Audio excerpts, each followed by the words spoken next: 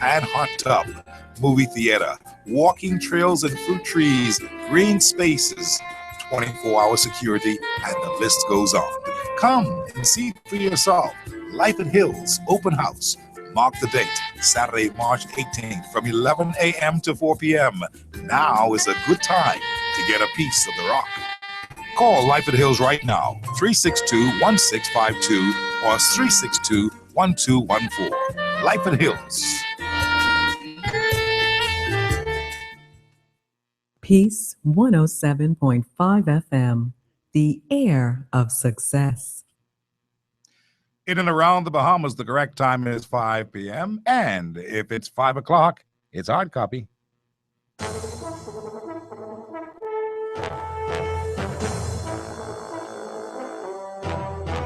Hard copy is a presentation of the McKinney Media Group, copyrights 2017, all rights reserved. The views, statements, and opinions of guests expressed on this show do not necessarily reflect the views of the hosts, sponsors, or operators of this radio station. No part of this program may be copied or reproduced in full or in part without the express written consent of the producers, the McKinney Media Group. This is Hard Copy on the McKinney Broadcasting Radio Network, and Hard Copy seeks to lay out the facts in simple fashion for the inclusion of all Bahamians and Bahamians at heart. The focus every day to move forthright in our manner to build a country. Our design is for a Bahamas with a confident, skillful, and productive workforce.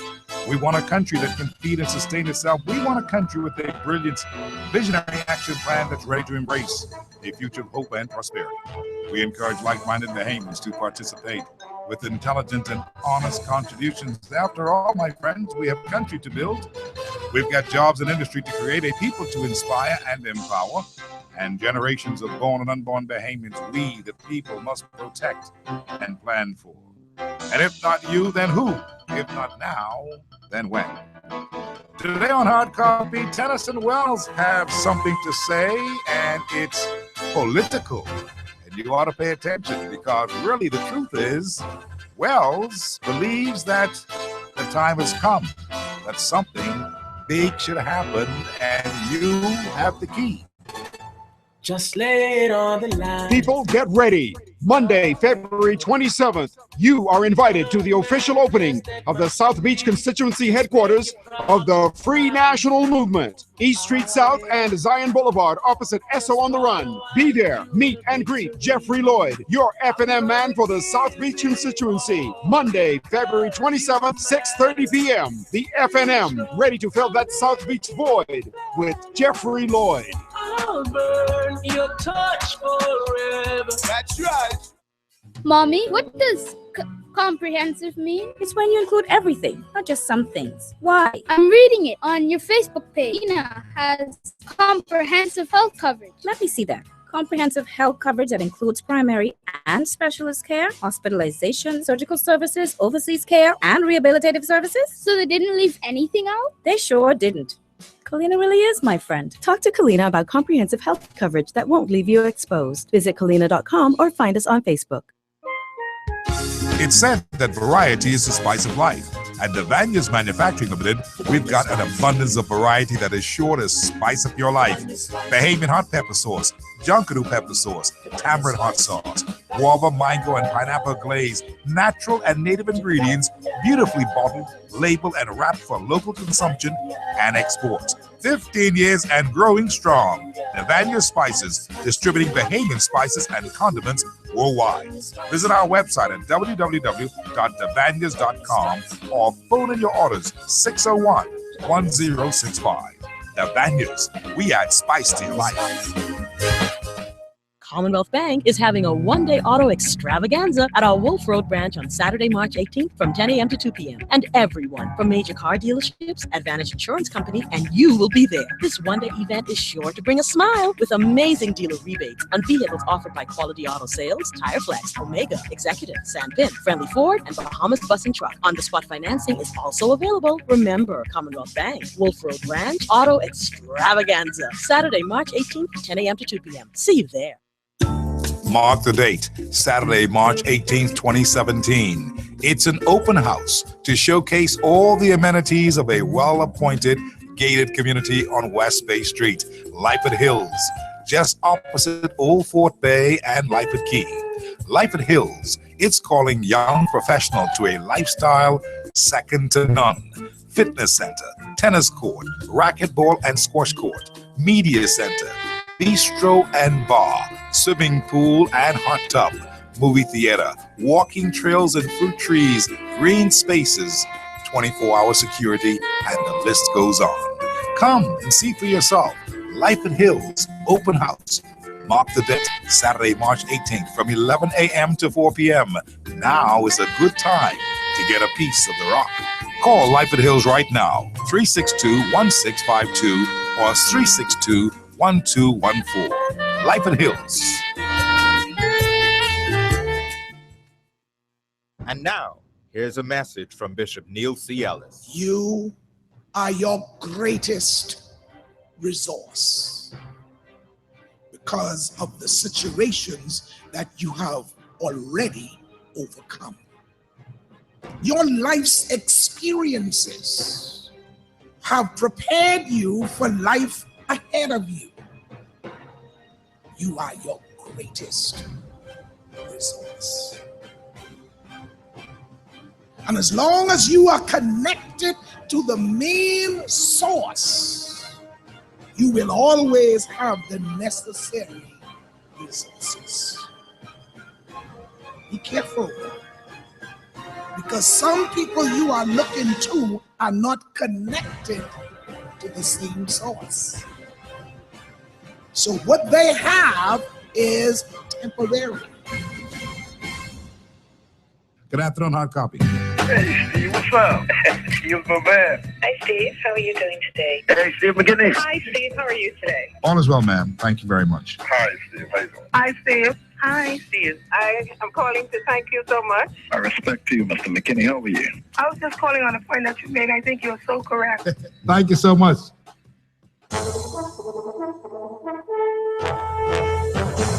It is Monday, the 13th day in the month of March 2017. As you battle the congested city streets and drive home traffic, we have partly cloudy skies for you this afternoon. 81 degrees on the outside right now, the nation's capital. There is 80 degrees in Freeport, Grand Bahama, and 79 over there in Abaco. The low tonight of 74 degrees. And of course, we thank you so much for joining us on the drive home. I'm Steve McKinney. This is Hard Copy, and we're brought to you today by Lyford Hills. Step up to the good life. Also, Bahamas Public Parks and Beaches Authority, Mount Tabor Inspiration, Ministry of Tourism, domestic tourist travel around the islands, Echo Water, Hadji's Your Everything Store, Commonwealth Bank, the new debit card, Rocky Farms Nursery on Seabreeze Lane, Cool Tech, the air conditioning experts on Tonique Williams Darling Highway, Bahamian Brewery and Beverages, Clean Insurance for comprehensive coverage, Super Wash, open 24/7, Bank of the Bahamas, the Bank of Solutions, Super Value, the all Bahamian supermarkets, Advantage Insurance and Brokers, 61 Collins Avenue, Ron's Electric Motors, Claridge and Wolf Road, Executive Printers on Jerome Avenue. They do laser check printing just right. McKinney Media Group for the best results in advertisement, and Bahamas Foot and Ankle over there on Blake Road. You can call Hard Copy today at 325-0235 or 6. You can also text us and WhatsApp us at 376-9234. Follow us on the World Wide Web at peace1075.com. And you can go to the YouTube channel and see us live right here in the studios. Tennyson Wells is with me today. And, of course, we've got lots to talk about. Cable Box, that's how you can get us to 7970, TuneIn Radio, iPad, iPhone. Any Android around the world, you'll hear us. And, of course, you can also follow us on Facebook, Hard Copy, and on Twitter, Hard Copy Bahamas. So today we are talking with Tennyson Wells. You know Tennyson Wells. He has been perhaps one of the most interesting ministers in the Ingram administration. He's been in charge of so many different areas in the Ingram administration. But for the most part, he has been, I suppose, in charge of transport and fishing, agriculture and fisheries and all those kinds of things. And today he is on the show because he has a perspective on a lot of things. And you know, this is the political season. And so we are trying forward by talking with people who understand the political play, the land, the way it's laid, the situations and circumstances. We want to get expert views on these things because time is of the essence. This is no joke now. Time is of the essence, and it's a very short time, perhaps about 8 to 10 weeks, the most it is. And before people go to the polls, you've already seen that the nation's prime minister, along with the government, has decided that the 31st of March may be the cutoff date as far as you picking up your voter's card. So that tells you that it's in the air. Things are happening, and it's in the air. So you better be moving and listening up close to what the things are that you ought to be looking for.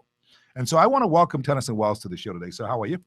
Oh, I'm very well, Mr. McKinney, and good afternoon, Bahamas, to all your listeners. Absolutely, and there are many of them out there listening in this afternoon because they heard that Tennyson Wells was going to come on. They say, now, this is a perspective that we want to hear, simply because a lot of recent times, the Free National Movement, and we really want to get your views on that. And then, of course, we want to get your views on what's been happening within the governance of the country. Things like the fact that there's this great talk about stability and all that, and the FNM, for the most part, were not able to talk about how stable they were because of the obvious problems that they had. But does that make everything right? We're going to ask you about that in a short time from now. But what I want to really start out with today, Mr. Wells, is this thing about Brent Simonet. The Honorable Brent Simonet has come back into the picture as far as becoming a candidate, and he's going to contest the St. Anne's area. And there's been a lot of talk about it. The fact that he's back got people talking about, well, does that mean that Minnis is off his game now? Because he had been talking about the economic zones and the tax-free zones and those kinds of things in the over-the-hill area. And some people believe that Mr. Simonet, to be frank with you, some people believe that Mr. Simonet represents that merchant class of people who, in fact, they're more business than what it really supposed to be, when they were thinking that Minnis was on this nice wicket about talking about how he's going to do things for the greater good of the Bahamian people as a whole. Now, that doesn't mean that is the way it is. I'm just asking you because it is the talk that's out there now. What do you make of the Brent Simonet coming back to the Free National Movement? How great will that be for that particular party, if it will be great at all? Well, I don't see it in the case of Brent. He was retired by Mr. Ingram shortly before the 2012 elections, right? And I don't. The evidence that I have, and I won't speak frankly. Yes, what I've heard. We expect you to. Is he never expected to be out of the loop for the last 5 years in the first place. I see. Okay. He wanted to run, but Ingram ended his and replaced him with Chippy at the last minute, really. But hardly any notice to him. You mean when he was Brent. when Right. Brent was replaced? In 2011, 2012, whenever that happened. And did you read the Tribune editorial this morning? Oh yes, I read it, and I see the lobby that's very, very hard, and I understand what they're talking about, their matrix.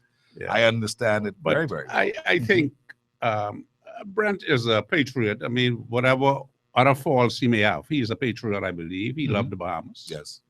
And I think he doesn't need to be in politics. No, certainly not. He came back, money or otherwise, whatever people say. At this stage in his life, I think he's probably around about 60 now, or early 60s, I believe. He doesn't need it. I think he came back in the interest of the country. I think there was a lot of talk for a little while as to whether or not he was going to run or not run. He was part of the group that was trying to oust Minnis. Yeah, right. He admitted that. Yeah. So I give him credit for coming back. Now, whether he should have come back or not is another question altogether. But I think any idea that he's coming back to remove Minnis, whether that is in his plans or not, I do not know. But if that is in his plans, I think he will fail. He will fail again. He will fail. Yeah, no, there's no He doubt will not about be it. able to move Menace. No, I Do you don't think so. realize that all of the detractors have been saying that they don't understand how Brent can come back Menace has after 5 years? and then- maneuvered all of them. Mhm. You say what you like about him. He doesn't go out there and cry and holler and scream like most of them do it. Mm. Very quietly, very efficiently, he has outmaneuvered all of his detractors. Mhm. And you believe that Brent will be no different if that is his plan. If that is his plan. But you haven't heard that that's his plan. No, I haven't heard that He that is said his genuinely to the I haven't Tribune, heard at that is least, his plan. he said that he That is wants to try come back to have the country. serve the country. And I think that is what Brent is about. Honestly, that's what I believe. Mm. Even though, and he's been around politics for a long time. Yeah. He's a very wealthy man. And I think he has something to contribute to the country. But all of this talk about what he's going to be able to do and things, Ministers outmaneuvered all of them. So you believe that will The be the entire saving grace? leadership, Mhm. former leadership of the FNM has been outmaneuvered by Menace. The entire Top to leadership, bottom. top to bottom, From Ingram. straight down to all of the other ministers who were there. Yeah. He has outmaneuvered them So a lot of them would be and considered. outclassed them. Okay. That's it. You see, look at it. Look at what has happened. You see all of the talk that they was having about Menace is this and Menace is that. He can't do this and he can't do. Here's a man who won every time he was elected. Internally in the FNM, every time when they challenged him, he beat them. Hmm. Those who were trying to outmaneuver him, when the time came for the general elections, they lost. When it came time for the internal politics within the FNM, they lost. Mhm. So Menace has developed in my opinion, a base of support in the FNM that I think will stand him in good stead for the next 5 years. Now what is he? But he has to perform when he becomes prime minister. Yeah. Right. Different kettle of fish there. Yeah. See, when he become prime minister, he has to perform. Yeah. Mhm. And is as successful in the administration of the party and the government, the public administration, Mhm. as he has been in terms of his personal life. And he has outmaneuvered the entire former hierarchy Mhm. of the FNM. They wouldn't be able to touch it. So you're saying that ain't Slate. Yeah. He's maneuvered. He's done well. He's got some of the, He is also- the other FNM persons in there who were there before. Say, Mhm. for instance, Brent was FNM close, but I think Brent was never really on the inner circle. Of the FNM, you got to be kidding me. No, take it from me. He was not on the inner circle of the FNM that he knew what was going on. He was At always all like stage. an outsider. Outsider with some influence. Yeah. Right? Well, I recognize that in the 2007 election, I think it was, when they were campaigning assault and pepper, and I was saying, why isn't Brent on that stage talking? He's been left out. He can't seem to be able to speak. See, Brent- So Brent- I remember that. Yeah, no, but Brent he has a contribution to make. I mean, Well, there's no but question. The point is, because of his color, to be frank, Mhm. he has never really been in close with. Don't mind what the people are saying. Those of us who were around know what happened, and he know if he listening that what I'm saying is true. Yeah. He's never been in that inter sanctum. Ah, right. He has been around the periphery. He knows the plays, and he also Right. knows how to find the monies and to influence some other people. Basically, he was somebody like myself. Yeah, on the outside, but you knew what was going on the inside. Well, with some, not all. To some extent. Right. But listen here, Mr. Hubert Menace cannot be all that bad when it comes to this whole matter with the Brent Simonet phenomenon, as some people No, are now see- trying. Wait a second, there's some people are trying to paint it. because the truth is he was the one who kept the door open to leave it that way for Mr. Simonet to be able to come back in and offer himself, because he could have gone with Chippy. He could have gone with somebody else. Right. He got to go on with Chippy. He got to go on with Carl Battle. I mean, Carl Battle was the choice. I Some understand. of us, I mean, maybe in one of them, who had indicated that, why wait around? Put Carl in there and let it go. Right. Right. But he waited around. But he waited around. Was that a good move to wait around? Because now here comes Mr. Simonet, and everybody says, "There's the money truck coming." I think publicly, in terms of bringing certain other factions together in the FNM, that was a good move. When you look at it, yeah, man. Overall, but sometimes you have your preferences, and I would have said Carl paid his dues over the years, and it's unfortunate that Carl is not on the slate, because in spite of all his faults, Carl is a very bright fellow. No question about it. Right? Yeah. I'm talking Carl Battle. I know, the Attorney General material. He's been there before. So I understand that, but Tennyson, when you take a look at the maneuverings that's been happening, you give No, but all of that is finished. No, I'm saying you give Minnis a lot of credit for his maneuvering, and I think that I can salute that because he did do good. But at the same time, this maneuver now, some people are believing that, boy, he may have bitten off. One of the persons who believe that is your friend Branville McCartney from Bamboo Town, who believes that, boy, you may have bitten off too much now, because really he believes, and his story is that Mr. Simonet is here now in the FNM to take over and to displace. People will say that. People will say that. There's no question about that. That will be, anybody would, you're looking at it, you will say, yes, that may be, but that is what people are saying. But is there anything wrong with that ambition? No, there's nothing wrong. What do you think? Is there anything wrong with that ambition if Mr. No, Simonet why shouldn't everybody who go in politics, in my case, that I was there, I always thought that I should be number one. and I went for it. Tennyson, number one, I remember that. You took on Ingram. I see if you and Algernon took on Ingram. Top.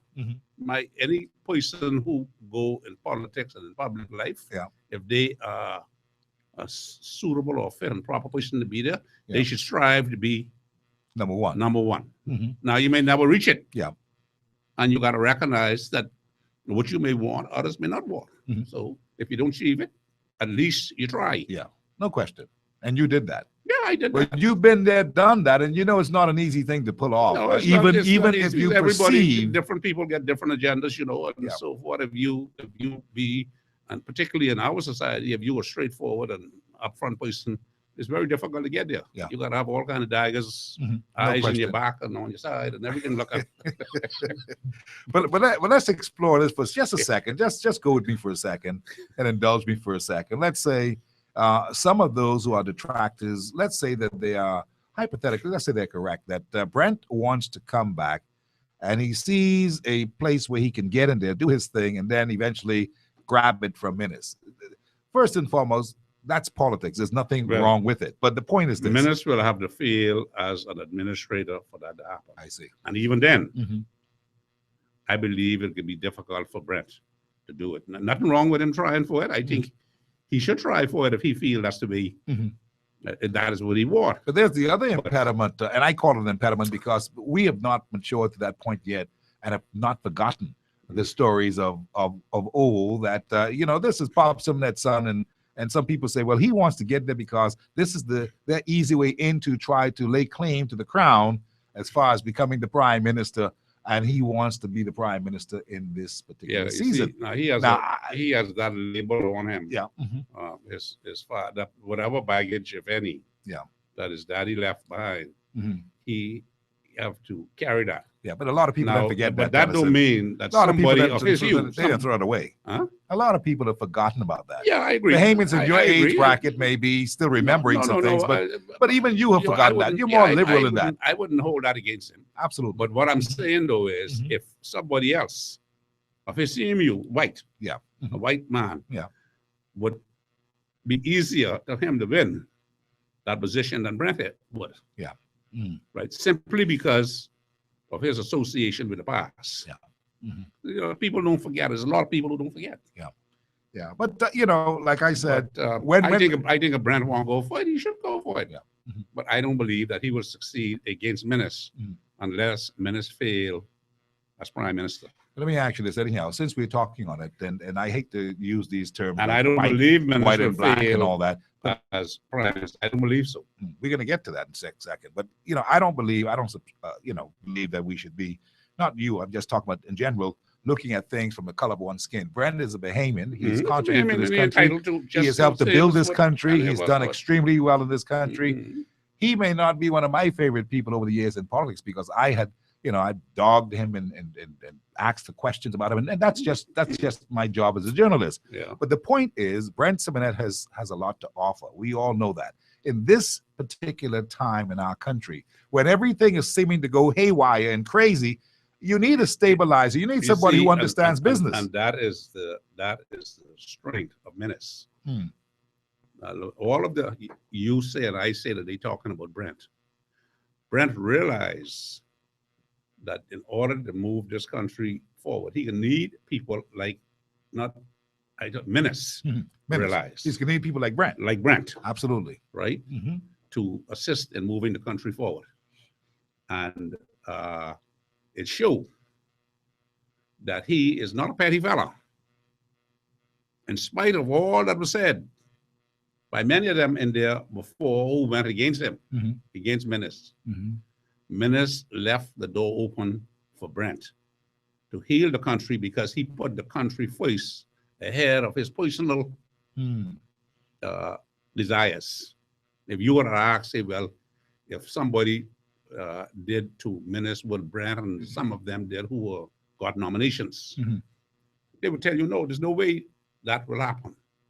But that shows you the stature of Menace. And the public ought to understand that. That show you that he is greater than most. You look if you look at the previous, what is happening in the PLP now, those who got nominations, look at what happened in the FNM before, look at what happened in the PLP before, and what was, if they had done that against Sir Lyndon, anybody had made those kind of statements against Sir Lyndon or against Ingram or against Christie, no way. They one-man band. But you see, this is where the country supposed to move. You could have your opinion, you could express your opinion, and if you don't make it personal, and the head man see, well, I could use you for the benefit of this country, and still use you in spite of what you say. And that is the strength of Menace. That's why people talk about stability.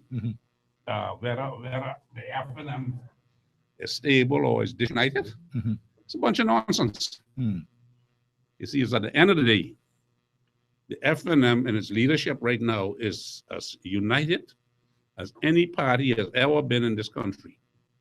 You look at the leader from the leader straight down to the trustees in that party. They behind Menace.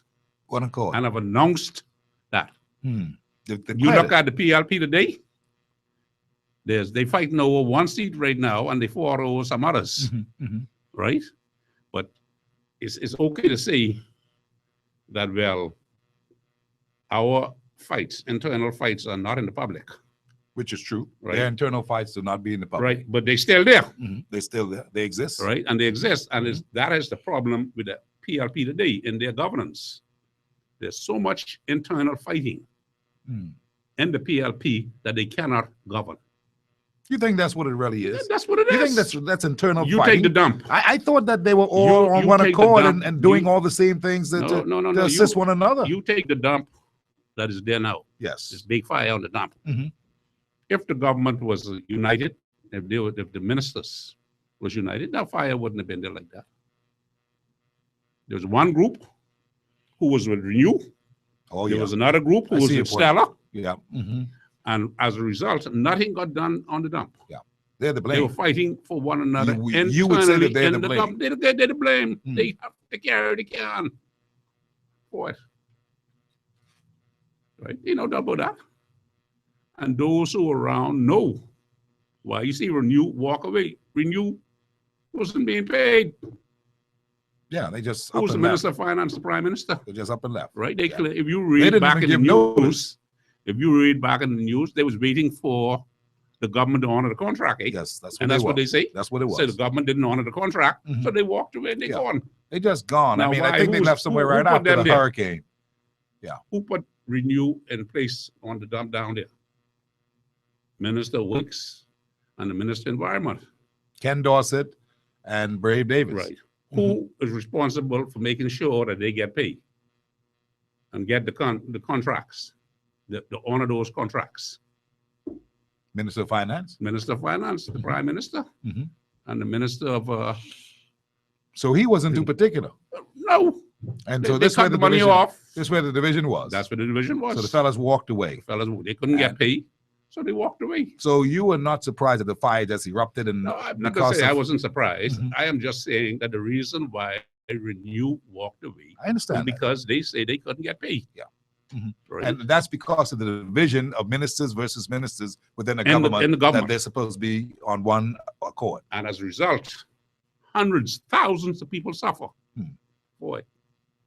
But they don't realize what is happening. But if the truth be told, and you were to do a commission of inquiry and ask and get the public servants there who was dealing with that, and they tell you what went on, Mhm. you'll be shocked. The whole country will be shocked. Is this the same thing as the Bamsey situation? Who? Bamsey. Well, Bamsey is a good idea, a good concept. Yeah. Mhm. But it's a total disaster. You go down there, most of those buildings are unfinished. No, I'm talking about Ain't the- not a the- one of those buildings in Bamsey finished yet. Yeah.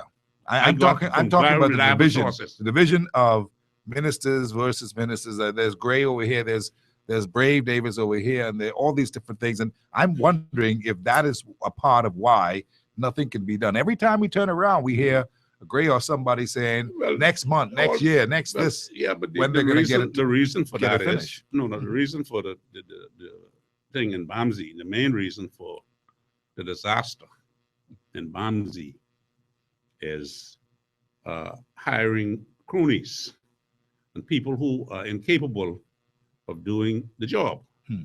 In the case of some of the buildings down there, they hired the former Minister of Works, Darrell Roll.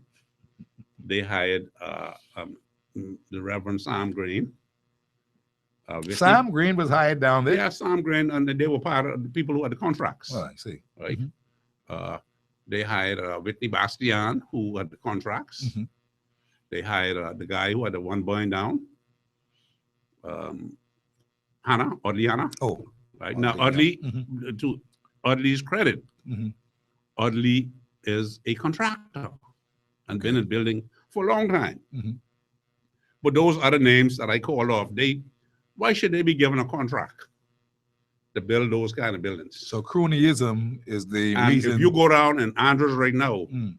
all the money gone, they're not happening. The money for those buildings already been paid out. Or more, well, I shouldn't say all of it. A vast majority of it have been paid out. Mhm. But the buildings are incomplete. They're not substantially complete. Not a single one. Hmm. And millions of dollars gone.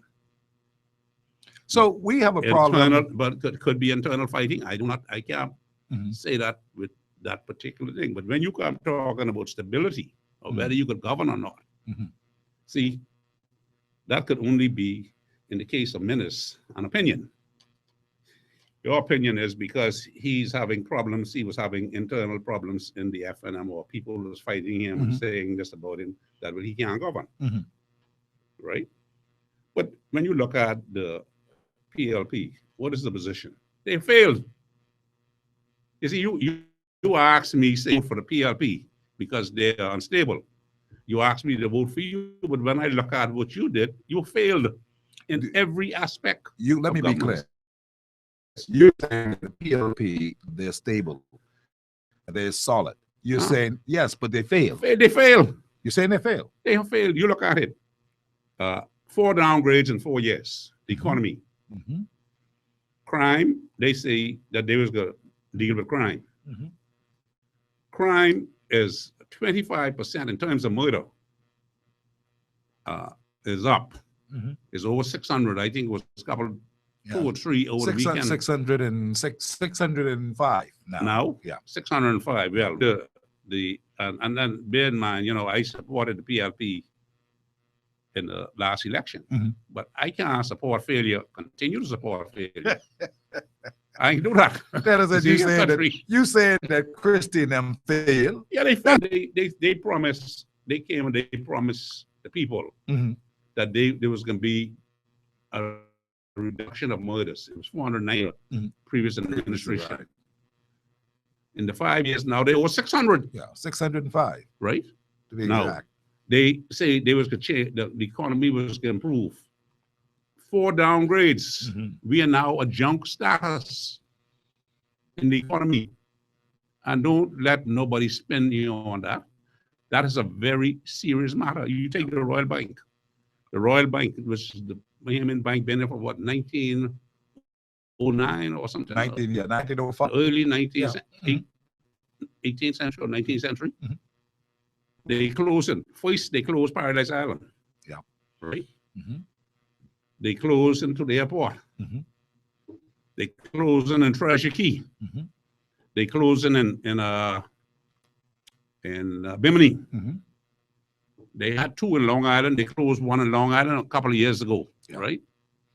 And they closed the airport branch. Yeah. You got hundreds of people working at the airport there now. They closed Paradise Island Ranch. Yeah, they closed Paradise Island Yeah. 3 years ago, Yeah. right? Mhm. Now, what that tell you?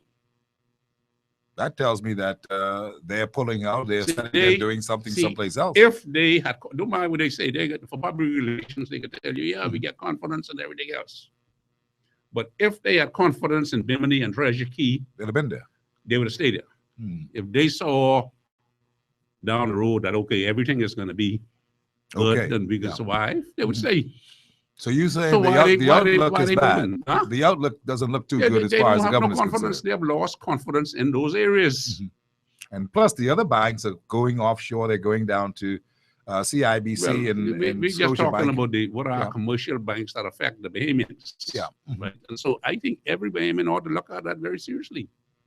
When you have 4 downgrades in 4 years with your junk status, Mhm. right? It costs government under the Christie administration more to borrow money on the international markets now, simply because of those downgrades, because we do not have investment status. Yeah. And that's the first time in the history of this country that happened. Never happened. Never happened Never before. came close under So the how you could previous tell me- administrations. How you could tell me you succeeded? You failed in that regard, Mhm. right? Unemployment is down, right?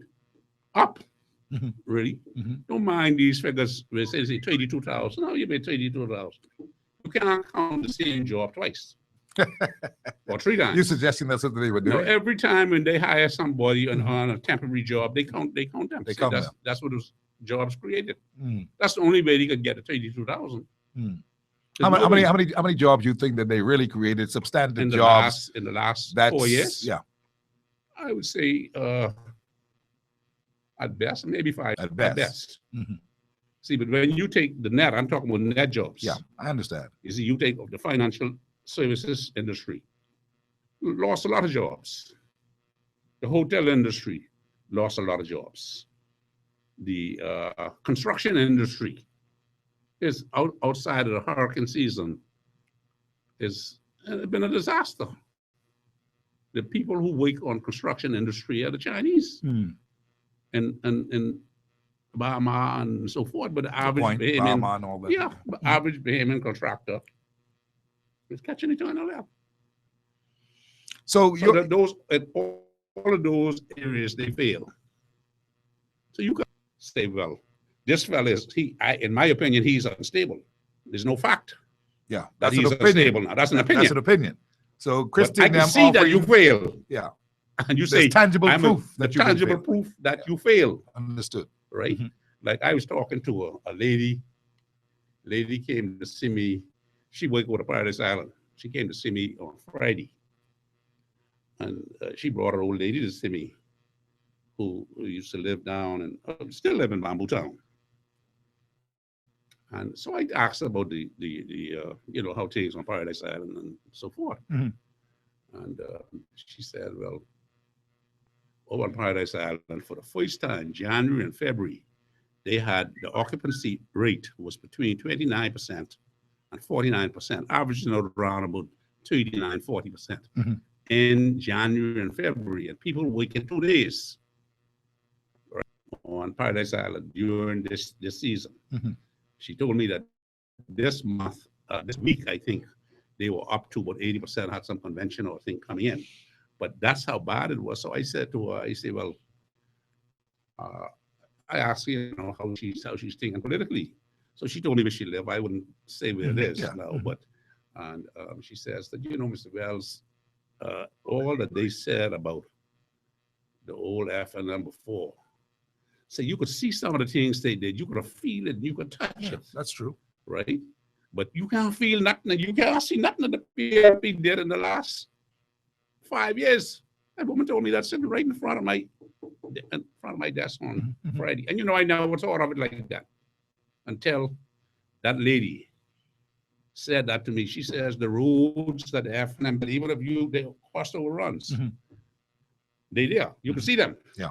You could feel but it. She said you could feel it. She said, but you need to show me something that the PLP did in terms of infrastructure in this island in the last 5 years. Why do you think so miserably? Why do you think this is the case? I mean, you mentioned the infighting could have been a part of it, but there has to be something else other than that. It has to be a greater level of failure. Indecisiveness and so forth. At the top level. Yeah. You know, you see, the FNM may have instability if that is true. That's an opinion. But I think you could also say this, that the PLP is indecisive. Just when they should be getting things done, they're not getting it done. A lot of projects didn't come off the ground because but listen, man, some of these things they talking about was saying they was going to be done, and they now happen. Christie come back saying they could be done. You look down, you remember that little Cat Island with the shovel in the ground? Cat Island. I also remember them down on the Eleuthera, Cotton Bay, and all this kind of stuff. In Samiaro last year, Samiaro was back in Cotton Bay. Yeah, right. But they nothing happened. Only talk. And in all of those things, it is nothing. Nothing has happened. You look at Grand Bahama as a basket case. Yeah. A ghost town in Grand Bahama. Lucaya, there, the Princess Towers. Guy called me from Grand Bahama last week. He told me, he said, the homeless is now taking over the hotel. No, what's the area there? The bazaar area with all them shops and things. International Bazaar. Said the homeless living there now. They go get water from the pump on the side of the road. They living in the bazaar area. They live there? In the bazaar area. He said, Mr. Bell, that's the way it is down in Grand Bahama now. Yeah. But I mean, they have a and there's nothing the PLP could do about it. They say there's a minister of Grand Bahama. There's also a minister, Wilschcombe, who's a part of Grand Bahama. There's several of them. Obi Wilschcombe. Yeah. And then they have Davel, Dr. Davel, who's been saying that things are well in Grand Bahama. I mean, he's been listing off so many things. That's whistling by the graveyard. You know, when you going by the graveyard and you're scared and your hair start raising. Yeah. Fear. Pure fear. A fellow texted me last evening and say they wouldn't win. Say he would put a bet on the table, say the PLP would not win one seat in Grand Bahama. And I thought that was kind of ridiculous, but that's what he said. Well, I spoke to 4 people in Grand Bahama between Saturday and yesterday. And they told me that the FNM will win 4 seats in Grand Bahama, and they're working on number 5. And they feel that they stand a good chance of winning. People whose opinions I have some regard for. Yeah. So, and even though they I think 3 of them were I know to be FNMs, and so they may be biased and stuff like that. But you know, they responsible people. So yeah, you hear them. Listen, but I'm going to go down there. They're supposed to be having a rally down there next FNM Friday, I think, down there, just to spend a day or so to look around on the ground and see what it's like. You seem like you are on the political hunt. You used to be so reserved and just doing your thing, but now you seem to have I think big the country. interest in this I think the country is in serious peril now. Okay, the economy of this country is in serious peril, and it needs to be rescued. You think that all happened because of where we are? You look, you drive along Bay Street. You go from East Street now straight to Malcolm Park. What do you see? Yeah. Not Dilapidated everything buildings, closed down. But the Unbelievable. But the Chinese. You go over in Palmdale, the same thing. You go along East Street, Market Street. A lot of places whose little businesses just closed down. The Chinese have said that they're going to do a serious bit of remodeling of Bay Street in the Met, and that they're going to have high-rise buildings. I saw them on television with Brave Davis talking all these things. I mean, is that a pie in the sky dream? Mr. Or Ingram said that was going to happen. Mr. Christie said that was going to happen. You could go back to 2000 or late 90s. That was supposed to happen. They could build the point there. The Chinese could build a point there. That's a prime piece of property. But unless there's a change of government with people who can deal with the tax. You see, this is the important thing. Collection of those taxes, Well, stamp not- tax, don't worry about- value-added don't- tax, not- casino tax. No, see, don't see. That's so much tax. Understood. See, that is the problem with this economy. You tax the fella out of business. Everything, and people sitting down and they don't think about when they putting these taxes out there, what the economic impact those additional taxes is, not only on the businessman, but on the consumer, because it all go back to him, right? And that is what happens. In 1960, if you go back and you study economics from the World War II, straight through to 1960, when Kennedy was From the early elected. 40s to 60. Yeah, from the after World War II, there was a school of thought, the Keynes school of thought, that government spend the money and then they will create activity and people will get jobs. But in order for government to have money, they got to have revenue, and that revenue have to come from taxes. Yeah. Right? That's the first thing. And there was Keynes, there was Samuelson. These are the fellas who were the big economists, noted economists back in the 50s and the 60s and right up to the 70s. When John F. Kennedy came, he had some fella, I forget the name of the economist's name, who said, listen, man, let's get away from that. Let's give the business people a tax straight across the board. Back then, the taxes in the United States used to be 91%, the top rate. Kennedy cut it back in 19, he got it done because there was a fight in the Congress to get it through. And I think it was in 1963, maybe 60. He died in 63. But it was going through the Congress at that time. And because of his death, there was so much sympathy for him that they finally got a 30% cut. Right? On tax rate. From 91%, they brought it down to 70%. And then there was a rate from 26% to 91%. That is what the poor was paying, 26%. They took that from 26% down to 14%. Right? So it was a straight across the board cut, right? And the economy blossomed. Right? But there were certain economists who believe that was maybe didn't have anything to do with the cut rate. So when Nixon came in and Johnson, they went back to these taxes again. And it wasn't until Reagan came in 1980 that he was persuaded by the fellow who was, what is his name, Dillon. Kennedy man was Dillon. Was the fellow who says, listen, let's cut the taxes. And the economy would bloom.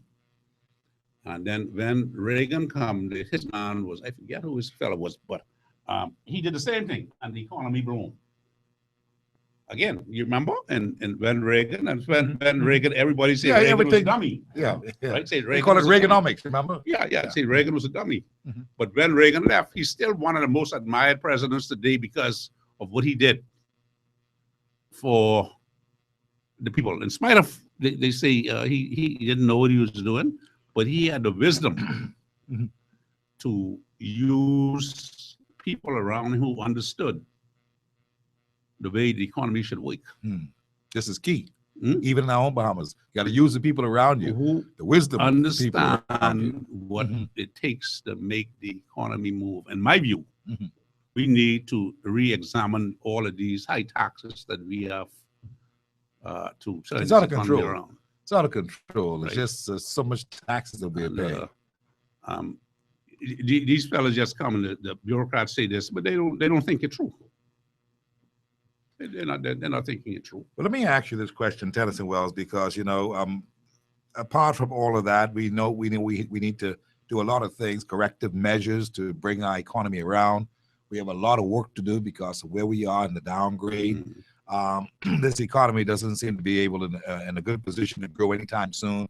They're talking about somewhere around 2019, 2020 to see any real growth. Not if money is put in the economy, not from taxation, but by reducing taxes.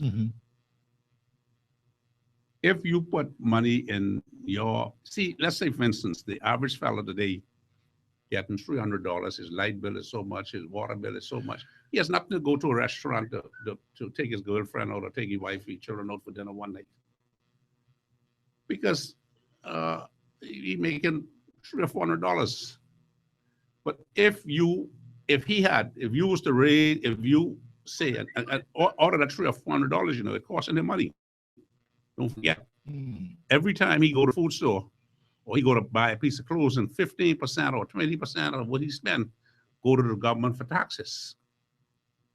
So if the food should have cost $10 for a steak, and in that there is a good example would be gasoline, the product, fuel, energy.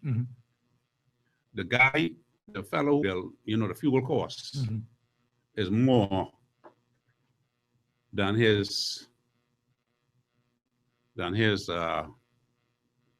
consumption. The fuel surcharge. Yeah, the You look surcharge, at your yeah. electricity bill. Well, the majority of that goes to the government. Out of every gallon of gasoline that is sold here, the government probably taking around $1.30 or so. So you go to the food store every day, you got to spend $10 or say $30 for your car a week. That's $5 worth of gas, right? Or how much it is now? $4.55 let's say round figures $4. So $30 will give you 4.5 gallons. No, 7.5 gallons, right? 7, 4 is 28, yeah. But out of that 7.5 gallons, the government is taking about $10 out of that $30. I see. Right? Because they're getting $1.30 or whatever it is, right? So if you say that, okay, but I can cut that back, instead of them taking $1.30, they say, okay, all I'm going to do is take 70 cents. You will then have an additional 40 cents on every gallon to buy something else or do something else with it, right? When you go and you buy the food store, you have more money to spend. Everybody have more money to spend. So Mr. Roberts and those fellas got to hire more people. Yeah. Right.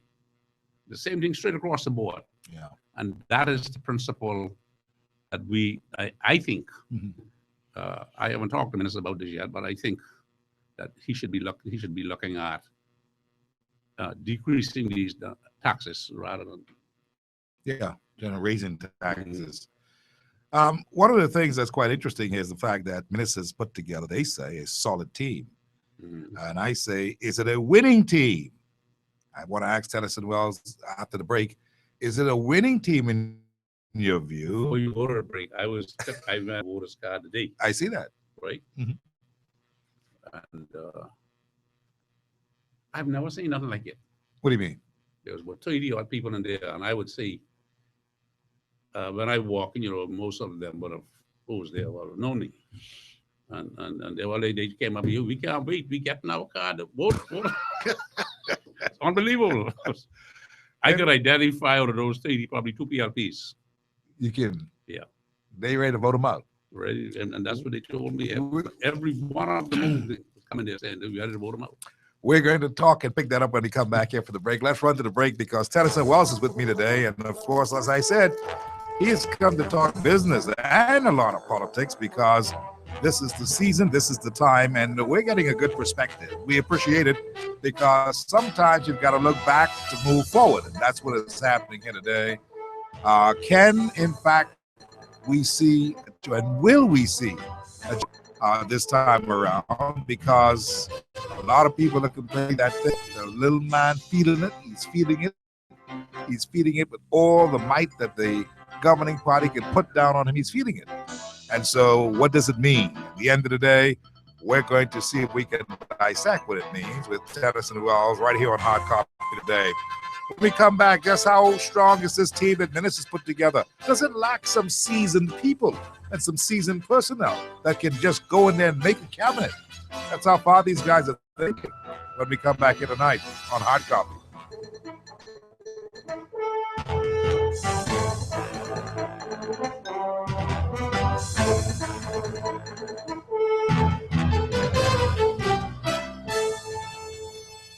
Are you a lover of Bahamian music? The Bahamas Ministry of Tourism's The Bahamian Ting Song Competition Top 20 finalists have been announced, and it's up to you who makes it to the top 10.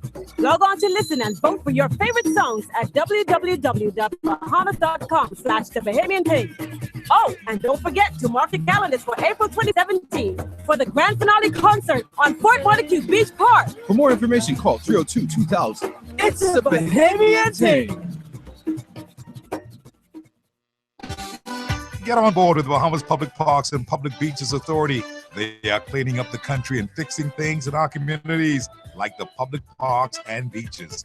It's such a rewarding thing. And to see the young men and women from the various communities totally engaged in massive cleanup makes it worth the effort.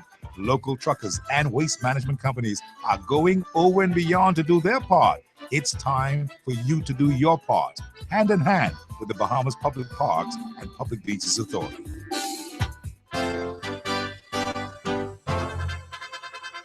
I enjoy Hard Copy.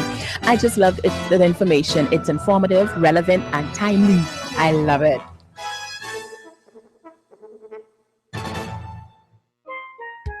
It's said that variety is the spice of life. At Devania's Manufacturing Limited, we've got an abundance of variety. Spice up your life.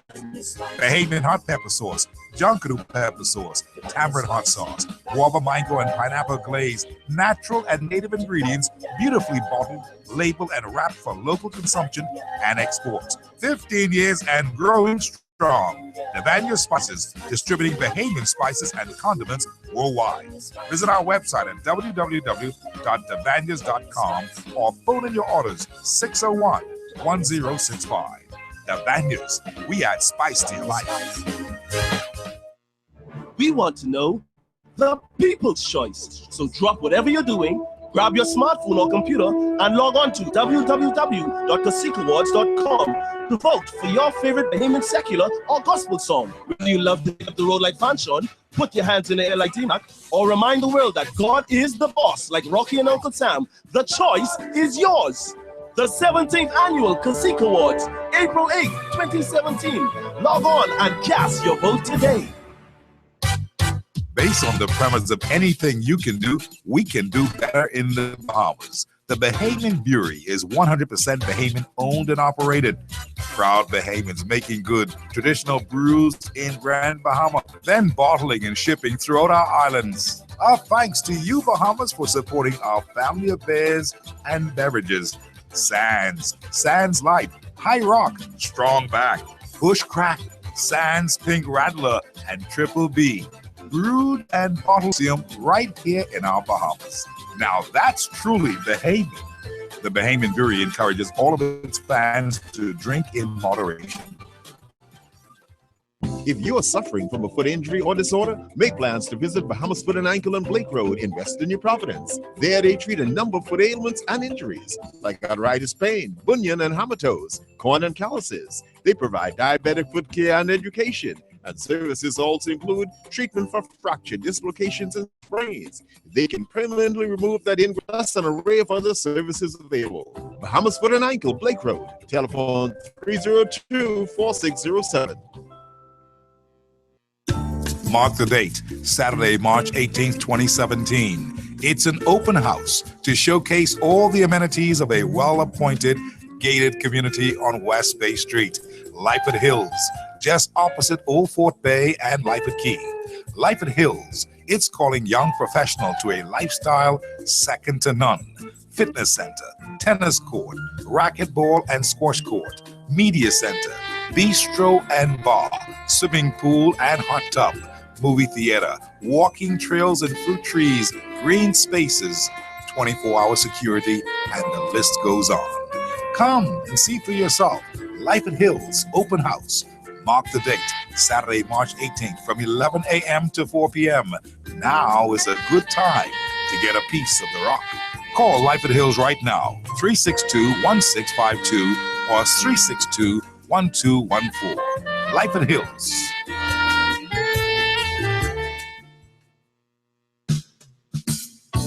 Looking for that one-stop shop where you can find everything?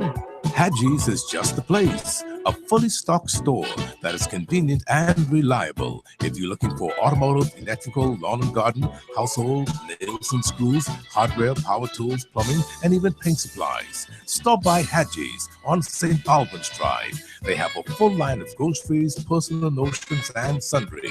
Your one-stop shop for everything. Hadji's, number 22 St. Albans Drive. Call them at 323-4375.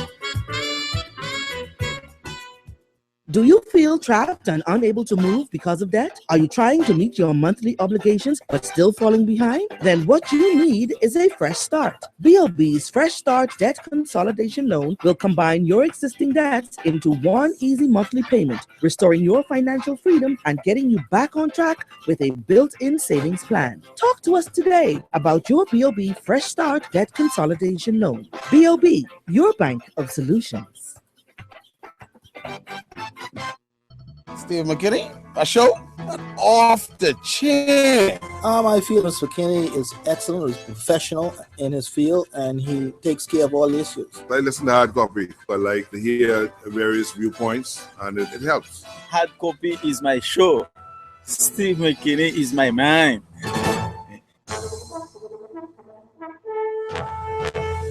Welcome back to Hard Copy. We're with Tennyson Wells on this Monday, and we start the week off looking at what if, what could be. Of course, you can call me today here on Hard Copy at 325-0235 or 632-5-0242 or 43, 325-0252 or 53. You can WhatsApp and text me at 376-9234. Now, Mr. Wells says that the PLP has been talking about how they are stable, but he says that there have been failures. And of course, a lot of things that he was able to point to really showcase that they have not been all that. And while they have not been all that, it is the duty of the Bahamian citizenry to keep that in mind, because at the end of the day, we are in turbulent times, uncharted water. We don't like where we are. We are absolutely afraid of where we are. And something has got to give to make this thing start to pan out. And of course, Mr. Wells today has obviously endorsed the whole candidacy, the whole process of Dr. Hubert Minnis. And well, I know you didn't. I didn't say that you endorsed Dr. Hubert Minnis insofar as you've already said that basically he is the fellow who has outmaneuvered everybody. So I take that to mean that you don't see any fault with him at this particular point in time. He could be the man that can run the show. No, all of us has faults, right? I just think that if you had to make a choice today, and Prime Minister Christie, I mean, I like Prime Minister Christie. He always did. Find to be a nice fella, but the country come first. And friendship really have nothing to do with how you feel about your country and your future of your children and grandchildren. Understood. And the children of this entire country. So you got to put friendship aside in this at this time and call it what it is. And call it what it is, and call it as you see it. And you really got some genuine, serious concerns about where we are in the country. Yeah, there's no question about it. I mean, you see, you have a lot of people on the street. There's a lot of crime on the street. What Christie and the PLP has done, they have hired over 4,500 people in the public service in the last 5 years. You know. And these would be the tangible jobs? No, these are people maybe short-term jobs, temporary jobs, and they add them all up to say they have 30,000. Man, the people only, some of these people like in Carnival, they work about a week and a half or 2 weeks, but they count them. So that's jobs.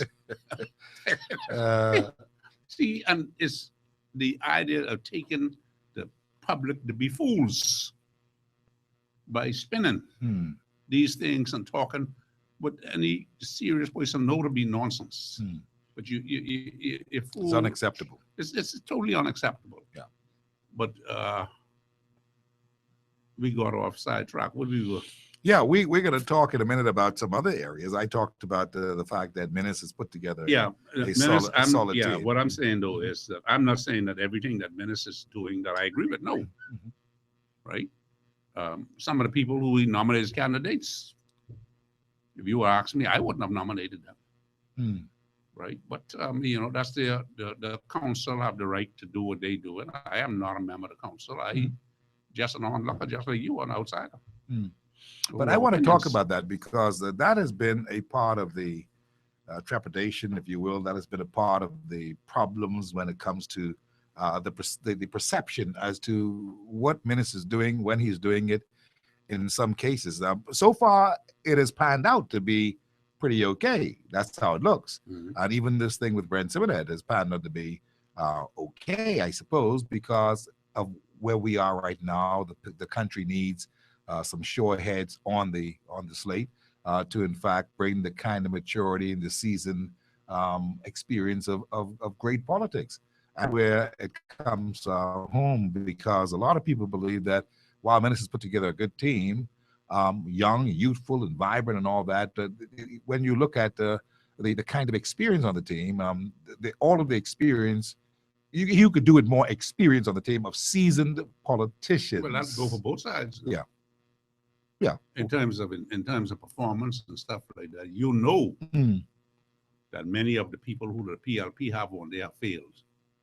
Right? Now, I would agree with you that you know, experience and in spite of what people say about youth, experience always will come out ahead. If you have the experience. Yeah. Right. And people always try to say, well, okay, well, we need young people to do this and do the next thing, but they do not have the experience. It's the same thing that you are now concerned about with some of the people in the FNM, and no doubt some of the people in the PLP and in the DNA and the other people. Everybody won't go to Parliament. We looking for a government to be formed that can get there, know what to do, run the show, get it done. That's what we want as Bahamians, I believe. And there's people there, and take, for instance, Minister, I've been there, Minister. And that's it. No. That fella, Desmond Bannister. Desmond was and I don't mean to say that fella, Desmond's my friend. Desmond Bannister. Was there's Minister.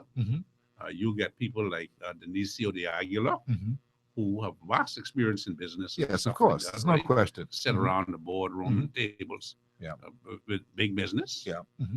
You have people like, what was his name, Jeff Lloyd, who was there down in the South. There you have, who else we have down there? This boy. You got Marvin, you got Frankie. You got Marvin Dames. Yeah, you got Frankie. Right. Yeah. These are fellas who have been around, and they may not have the political experience, but they got the experience. They have the business experience. I mean, you could take a fella like Marvin Dames and say, okay, man, you put him as Minister for National Security. He'd been through those ropes. Yeah. A bit. Various or Frankie before. Campbell. Frankie Campbell has also been through those ropes and understanding a lot of things. Well, that's the one. Frankie Campbell, right? That's the one. I know. I met him a couple of times, but I don't really know him like that, right? But I'm told that he's a very intelligent, yes, of course, and progressive fellow. You get who else they have there now? Doctor. Sands. Green Sands, yes. Experienced doctor, been around for a long time. And up in So they Nassau. do have some people who can form a cabinet if you needed a cabinet. And the cabinet shouldn't be more than 10 or 12 people. All of this thing that they was doing all along, given They should drop that. They should cut the cabinet Stick to down. The Constitution. The Constitution say not more than 12. Yeah. I mean, not less than 12, I think, or whatever it is. Yeah. Or not They less probably than could that. go somewhere around about 14 or so if they're going to be Too top much. heavy. You think that's too heavy? Yeah, well, 14 on the outside. And then, of course, there are people who could be appointed in the Senate that can you bring could- you could bring some more two experience. people from the outside, into the Senate. Minister said that he's not interested in being the Minister of Finance, but he will not. He'll be They a all Prime say Minister that. without portfolio. They all say that until the time comes. It's been your experience. That's been my experience. Ingram didn't say Chris- that. Why stop talking? Christie didn't say that. Ingram didn't say that. They say Ingram And they said, "I operated- want to be the Minister of Finance." He Who- said that. who's that? Ingram wanted to be the Minister of Yeah, Finance but and Christie's the Prime been Minister. Minister of Finance in all this time. Yes, of You- course. he He didn't give himself a break. No, he was the Minister of Finance, and he had what's his name? James Smith. James Smith. as his Minister of State for Finance. Right. And he had Michael Akitas Akitas, Minister of last State for time. Finance. Just for control, Yeah. Don't know a damn thing about economics Yeah. and business. That's a serious thing. They've been total failures all of them. So you think it would be to Minister's credit that he shouldn't fool around with the Minister of Finance? I mean, he's No, been. Minister's a businessman. That's There's what a I'm difference saying. between minister been a and good, he's been a good steward. I think he's been a good Minister's, steward. when you look at Minister's personal life and what he has achieved in his businesses and his practice and whatever it is, very wealthy man. You can't say the same thing about Penland or Christie or Ingram. I can tell you what your friend used to tell me all the time. Who's Your, that? your friend is strong. Who's strong? Who just died the other day? Oh, PA. PA. PA strong. PA yeah, say, yeah. Steve, they can't run a chicken coop. Say, so you see all, so you see all them there. You get them a damn chicken coop to run. They let all the chickens out, and they can't come to get them back in. This is what he said of Christie, Ingram, and all those who was Minister of Finance. That was his way of saying it all the time. But the point now is that with Minister saying that he does not too particular about a portfolio, some people find it to be scary. Some people think that he should be. The Westminster system, that's the way it's supposed to Yeah, but I function. mean, they expect. We are so used to doing it backward, I suppose. but this- They that's expect the him to be the problem. Minister of Finance. That's the problem. You are people who are taking these portfolios, particularly when you're dealing with the economy. Now, you could say somebody could be Minister of Transport or Agriculture or whatever it is. But when you're dealing with this economy now, you better know and understand what makes this economy tick. What makes it tick, Tennyson? Yeah, a number Tourism, of financial combination, services. and we haven't had. If I was ever to become Prime Minister or Minister of Finance, I would have had agriculture today as a real industry in this country. Agriculture and fisheries. That's where the money That would is. make it. Yeah. That whoever becomes the Prime Minister, unless you could that is one of the things that we need to do. Agriculture and Agriculture and fisheries. fisheries. That's where all our resources is. Right. You take the family islands, out some of those family islands with small hotels and boutique hotels and stuff like that. It's where we should be doing, but you have to give the incentives for that. You can't tell the Bahamian we gave Coastal or Paradise Island must say $1 billion incentives, right? We gave Ismailian $1 billion, and nobody know what we gave to what CK thing or what's the name, the new company there now? Chow Tai Yeah, Tai Fook. the new company, yeah, right? Chow Tai Fook. Nobody know what that is because they It's not been revealed yet, Right. Tennyson. It's So still we sealed. don't know what the deal is there. Yeah. But all of those get, and no Bahamian ever got that. Right. I remember this guy when I was running for leader. I was in North Andrews and I met this guy, Percy Smith. He have a fishing lodge down there at I had a Stafford Creek or Stanier Creek. And he invited me to spend the weekend there. I was in North Andrews campaigning for to be leader. And while I was there, the president of Caterpillar Southeast was the guest there. Mhm. You're talking about Prescott. Prescott Smith. Prescott Smith, yeah. Prescott Mhm. Smith, that's his name, yeah. Yeah. And the president of Mellon Bank. Yeah. No, he helps some big was players there, who come to right? do his These thing are now. the people, and the Yeah. president of Coca-Cola was there. Mhm. Or one of the big men in Coca-Cola was there doing bone fishing. Mhm. So I had dinner with them 2 nights there. The guy was made, the fella from Caterpillar was made by Bill Clinton. Right? When Clinton came in, he was and Clinton made him. Yeah. Big man, right? You know, to be Caterpillar Southeast, the United States. Huge. That's the hub. That's right? the real one. Yeah.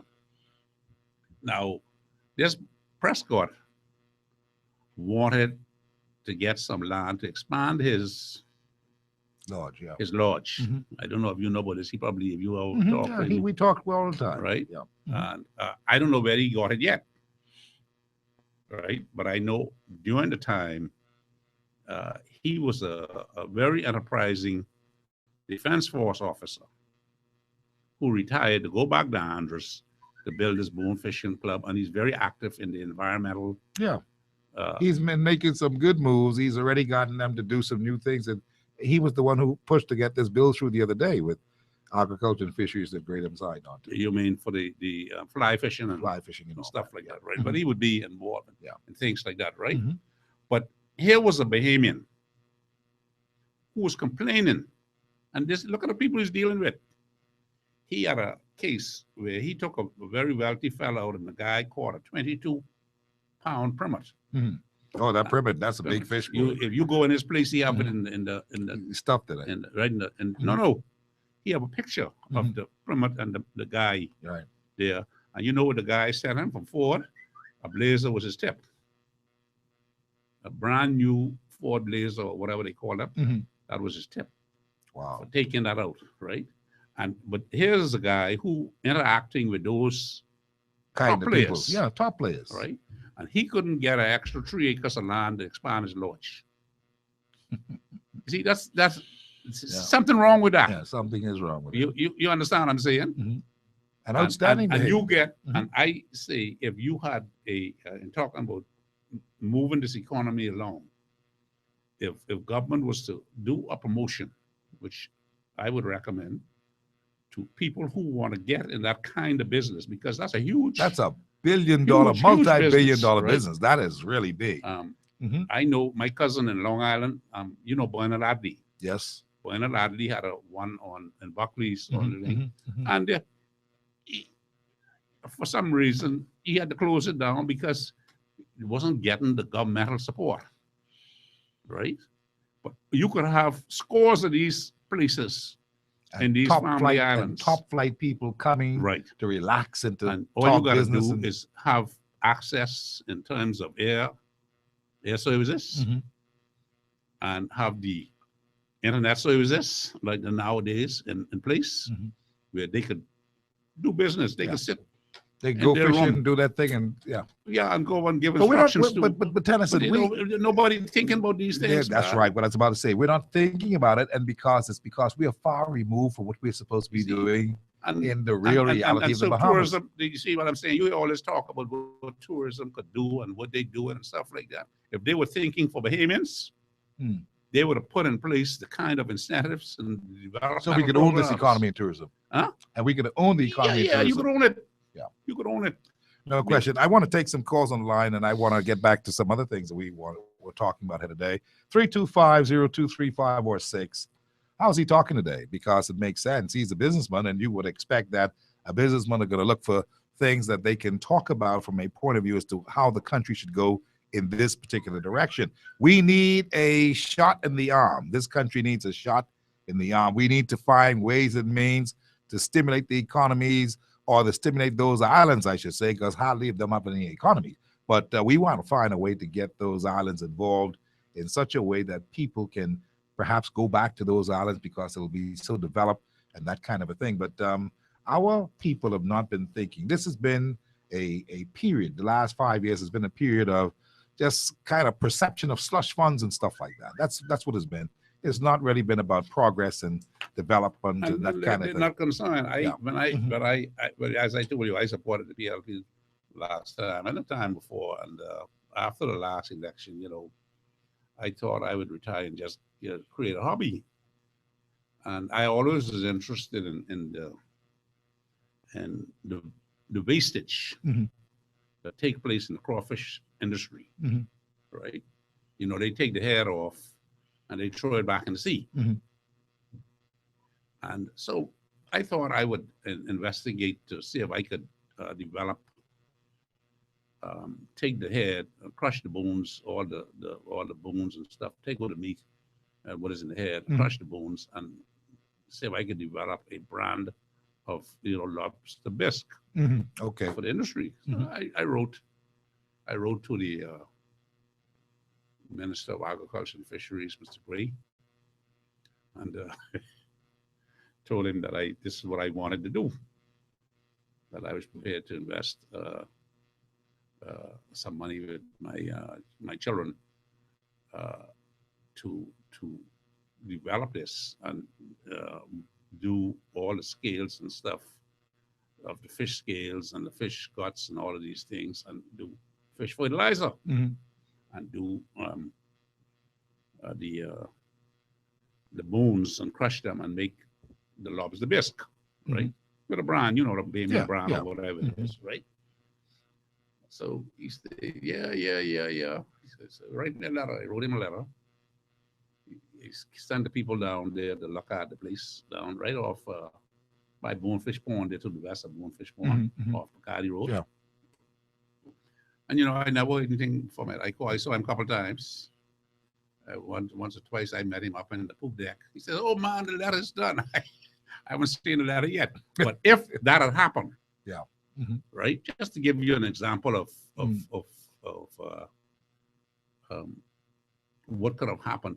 That place would have been employing 30, 40 people now. Striving, big business. It has the potential. There are millions of dollars that are thrown back in the sea in these crawfish head, but you got to start with something. Yeah. And I told him, listen, man, I am prepared to try and do it. Right. Well, don't give up on it yet. We'll see how things go. Well, Hard copy, how you doing? That's 5 years ago. I was much younger then. And I had more energy. Hard copy, are you there? Hey, good evening, Steve. Peace and love. What's happening? Yeah, all is well, man. Reconcile here. Good evening, Mr. Wells. Good evening, sir.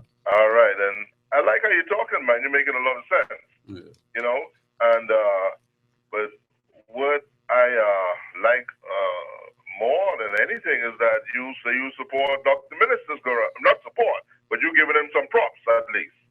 And no, I support Dr. Menace. I told him that. I had a meeting with him in 2000, and I think it was 2015. He asked me, I was down in Long Island Regatta, and he says, man, come back, this country going down. And I told him that I wasn't prepared to do it. I told him to his face and to his wife. But when I went away, I thought about it. That was in June or July, the Long Island Regatta. Yeah. I thought about it, and then he called me once. I tell him, come and see me. He came, and he sat down, and we talked. When he talked to me about what his plans were, I said, this makes sense, and I decided to give that a shot. Yeah. But Mr. So I support him. I'm not just, I support the FNM. I hope that they win. Yeah. See, I was very undecided, and I'm still, I'm not completely made up my mind at what I want to do, right? But because I don't like the political landscape. But the way I see the FNM is going now, I think some things has taken form, especially with the addition of Mr. Simonet coming back on board and, and getting a nomination. I think that, they are probably the better choice, the best choice out there right now.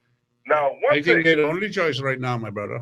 Yeah, all right. The only thing, in 2012, the DNA detracted. Some people say vote for the DNA or vote for the PLP. And I voted DNA last time. As part of the PLP and the FNM, which I voted for PLP one time in my life, 2002. And I can say, Mr. Wells, 14,000 odd votes or close to that the DNA got last time.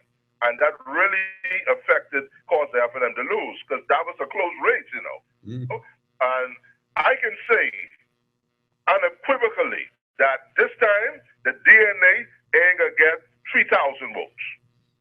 Well, Altogether. I said in the Tribune called me last week and asked me my opinion. I told them that I thought the DNA wouldn't get 5,000. I talked to quite any number of persons in Grand Bahama who said to me that they do not believe the DNA will get, some of them say 500. The most anybody said was 700 and all of the 5 seats in Grand Bahama. Oh, I said that, and then Well, I let me- I just want to say that again, because I know the time is limited.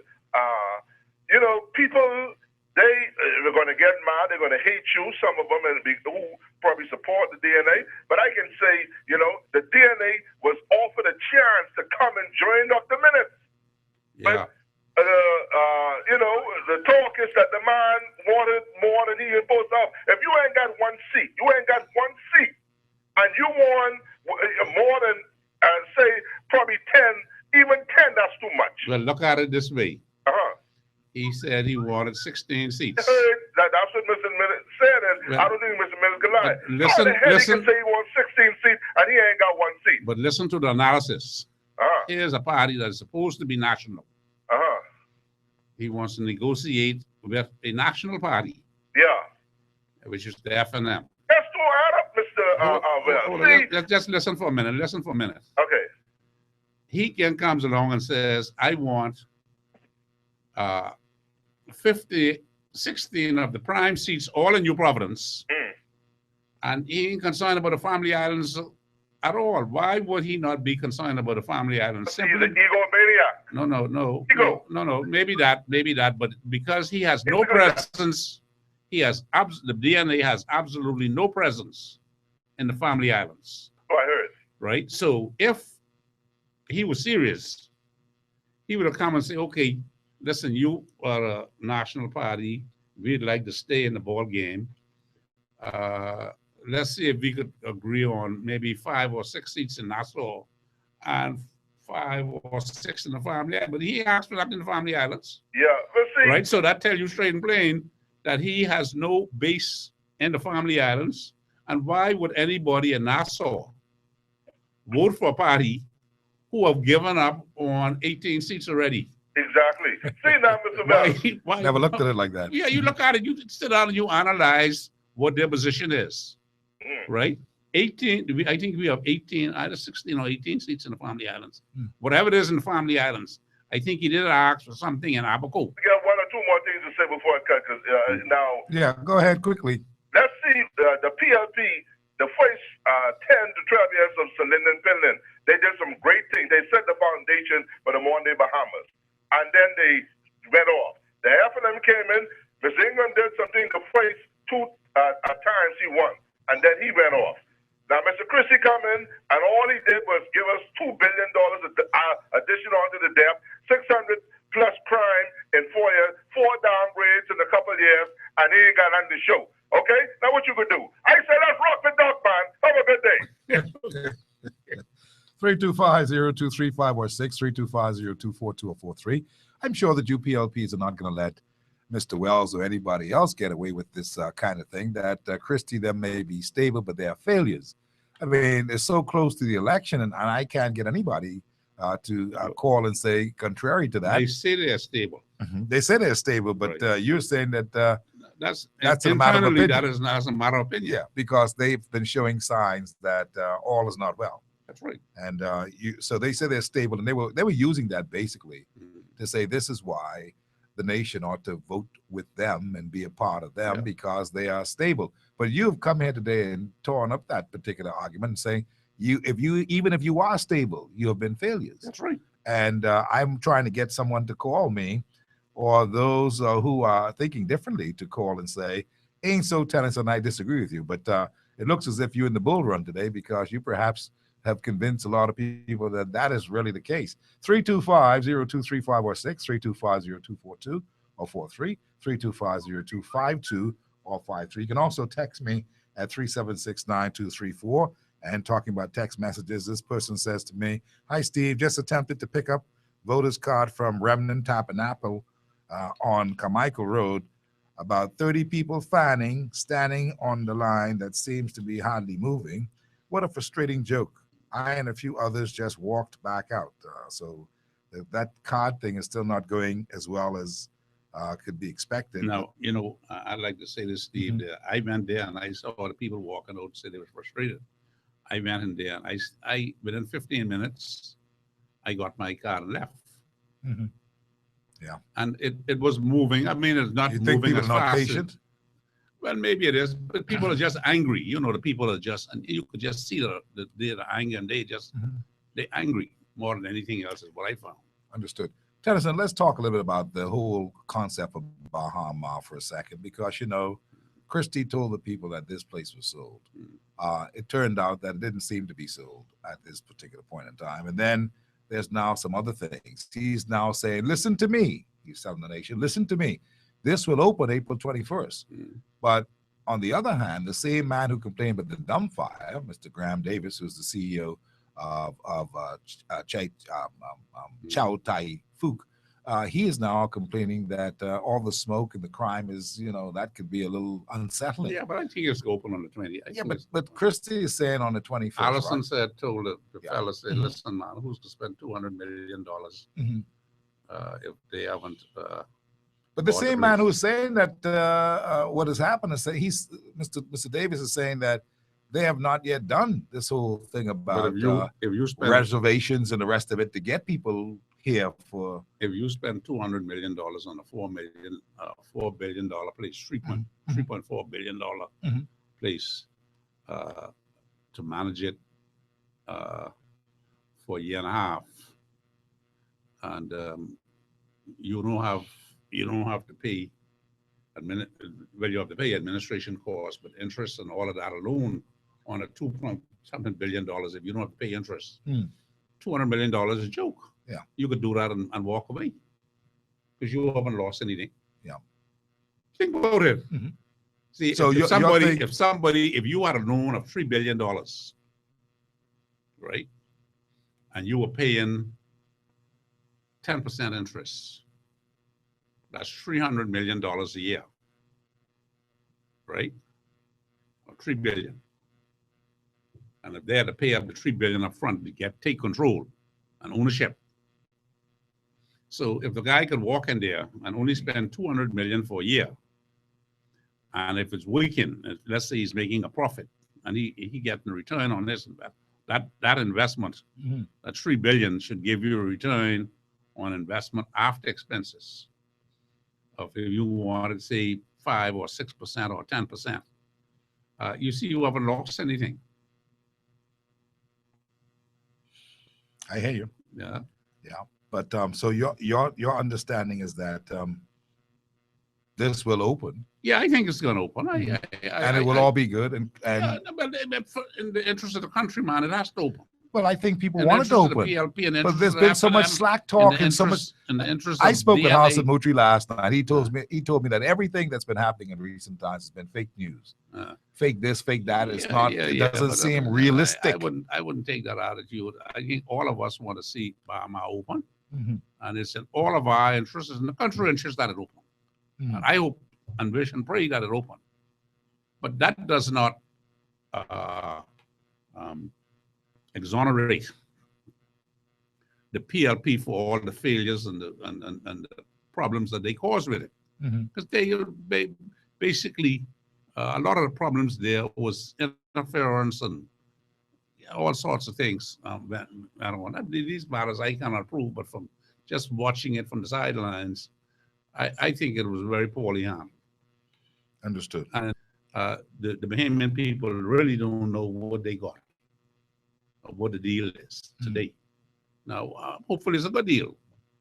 For the life of me, I mean, I agree with Joan Sawyer, but I read her letter. I think the Joan Sawyer analysis of the A spot on secrecy. critique and all that. Yeah, I know for sure. And bear in mind, I haven't practiced law from 1992, right? So, but my recollection is that all civil proceedings should be conducted in the public domain and the public have access to those documents. And there is absolutely no reason for those that then to seal their documents, except Tennyson, to hide stuff. And you can't say that the bank asked them to be, say the government didn't ask them to be sealed, say China Bank asked them to receive.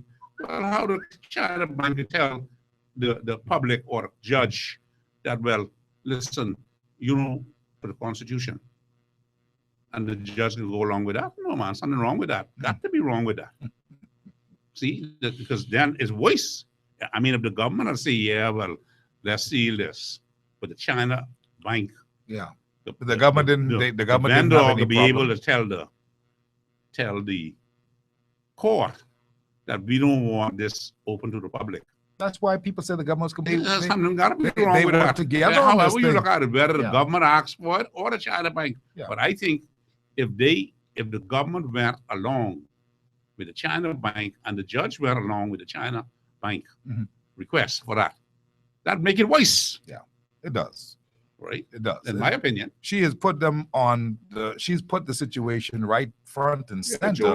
Joan is quite correct, Of in what, my opinion. on what that. we should have been. And but you know, one of the things that's quite interesting is that, except for her as a jurist, not very many people got involved with this particular thing to demand that we should see the documents and it's hear very more good- about it. It's very good that a person of Joan's or his stature Yeah. came out and wrote that letter to open the I thought public so. eyes I thought so. to what is really happening.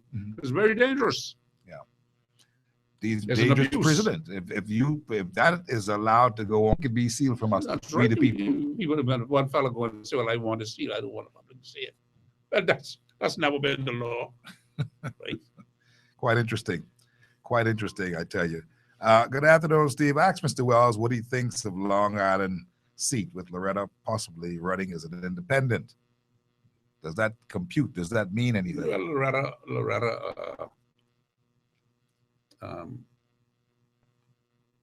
I really, well, anyway, let me speak anyway. But that's a foregone conclusion. Loretta will not get her deposit back. What? No. She would be lucky if she get. You're talking about a sitting MP, you know. I know. She would be lucky if she get, there's going to be, last time it was about 1,850 votes, 1,849 or thereabouts. The Loretta got 900, just over 900 votes last time. The PLP got just over 500, and the DNA got over 200. With the net result being that Loretta had a majority of about 200 or just around 200 votes. I see. Right? Yeah, more or less. This time, the PLP will get between 300 and 400. You mean with Doc? Who's Yeah, up yeah. there? You see, Storr got more votes than the PLP got down there. I understand. A lot of those people, for the first time in the history of politics in Long Island, the PLP won polling division. I think that must be 9, the one in Seymour's, Linton's, and Point Ground. Okay. That's the first time in history they won that, right? Well, certain people had little things to do with that down there, right? Certain But, people who shall remain nameless. but and throughout the island, the PLP got some votes. But those votes are now going back to the FNL. I see. Right? So they will end up with between 300 and 400 votes, the PLP. Loretta will, she will get probably under 100 votes. As it stands right now. You under 100 votes. Under 100 votes, yeah. So that's it for her. You could give on the outside, if you want to be generous, say 150, and that will be a miracle. Wow. Well, you're a Long Islander and you got tremendous influence. No, I know basically what's going on down there. You know, they called me up. I get regular reports. So the FNL. On who was who and who was voting. So Adrian even to the Gibson names will of be the people. next member of parliament. Who? Yeah, Adrian Gibson is the next member of parliament for Long Island. He could go by a suit unless by some strange he's not with us then. Yeah. I mean, if, you know, Yeah, I understand. death or something like that. But he could go by a suit. Well, Adrian, sounds like you could go and get your suit. Tennyson, say so. Hard copy, how are you? Hello. Yes, sir. Good afternoon, sir. How are you? And Thank you. All is well. We're listening to you, and you can hear us, so we're talking. What's happening? I can hear you quite well. I was on my evening drive coming home, and I heard you and your guest. Yes. And this is my first time ever calling a talk show. Is that right? Man, I'm happy that you've called. You must be got all the magic words to say today. And I must say that your guest is making so much sense. And the economy is really in a bad condition. And he is giving some remedies whereby we can correct it. And I also believe that Dr. Minnis could be the answer to our prayer. You think so? I am positive. I moving around and listening to people talk from different areas of the community and the Family Islands. You would understand that their feelings no longer than yesterday. As a matter of fact, I was talking to a young man from Long Island, and he said to me, he said, Mr. Turngray, you think it's anywhere possible that we can ask Mr. Minnis, when he becomes Prime Minister, to allow us to catch grouper this season? because we are hurting. The country is hurting. And I was glad to hear Mr. Wells say that he believes in agriculture and fisheries, that should be the big money maker for this country. And there are many young men who are doing it right now, and there are many more that would participate in such a venture. I heard him mention the young man in Stafford Creek. It really pains my heart. I didn't know that part of it, that he was asking for 3 acres of land to expand his bonefish lodge. I know Mr. Smith quite well, and he's a decent fella and running a top-notch business. Now tell me why in this wide world that we can't give him 3 acres of land to expand his business of being a Bahamian. I don't believe that he was asking to be given, He was prepared to pay the price for whatever it was. And if you know his lodge is, it is in a very, you got to go through some rugged roads to get to it. It's right on the main creek. On the main creek. Yeah, on the main creek. But I mean, you got to go off the main road to get to it. There's all kind of vacant land around it. Plenty vacant land around it. Yeah. I said 3 acres. I believe he was trying to get 5 acres. Either 3 to 5 acres. I'm not too sure about the amount. But that's... Well, listen, I'm sure that Prescott is listening in, and he will perhaps give us a call and say exactly what the position is, because he'd been getting some things done in recent times. Well, he may have gotten the land. I am talking, the area that I'm talking, the period I'm talking about is around 2000, 2001. Yeah. All right. I must say that everything Mr. Wells said this afternoon, I have to agree with him. It makes a whole lot of sense. Even in the outcome of the Long Island general election, I think that he is right on point. I hear you. And Aiden can buy his suit. And I do believe that the FNM will win the election. And I will be rocking with Doc myself. I hear you. I appreciate your call. Thank you very much. And of course, Tennyson, you've absolutely convinced that fella just now who called for the very first time. I know quite well who he is. Oh, okay. I know him. I didn't pick up his voice. Huh? I didn't pick up his voice. I know it is. Okay. All right. Well, then let me just run here to another call on the line. Hard Copy, how you doing? Hard Copy, how are you? Hey, Steve. Yes, sir. How are you? I'm listening to you. How you doing today? I'm good, man. I'm calling from Atlanta. Yes, Atlanta. We're listening to you. Yes, Mr. Wells, how are you? I'm fine, and you? Man, I'm great. Little above freezing today. 34 degrees right now. That's where it is up there in Atlanta? Oh, man, it gets even worse. Yeah, I agree. It's cold up there. Yeah. It's the last winter storm for the season. And I'm listening to Mr. Wells. I mean, a very astute politician who has who has gone into private life. And I think if you recognize my voice, he probably might remember me. Well, no, I can't say that I recognize your voice. Well, that's fine. I'm sure Steve might tell you who I am after the show, but I had said to Mr. Wells some time ago about him and Belgie, It is, in my fair opinion, that I think the Bahamian people really needs to know, at least me, let me just speak for me, what really went on in that leadership elect convention back in 2001. And I would hope if you don't disclose it on air, Mr. Wells, maybe you or Mr. Allen would probably write a book and let us know, because I think, for us to be, more transparent and upfront with the Bahamian people as to the wheeling and dealing that is being going down, not in politics, but in politics. But Well, my opinion, that leadership election was a corrupt thing. I mean, I said it over and over. I have make no bones about that. It was a corrupt what I'm getting process.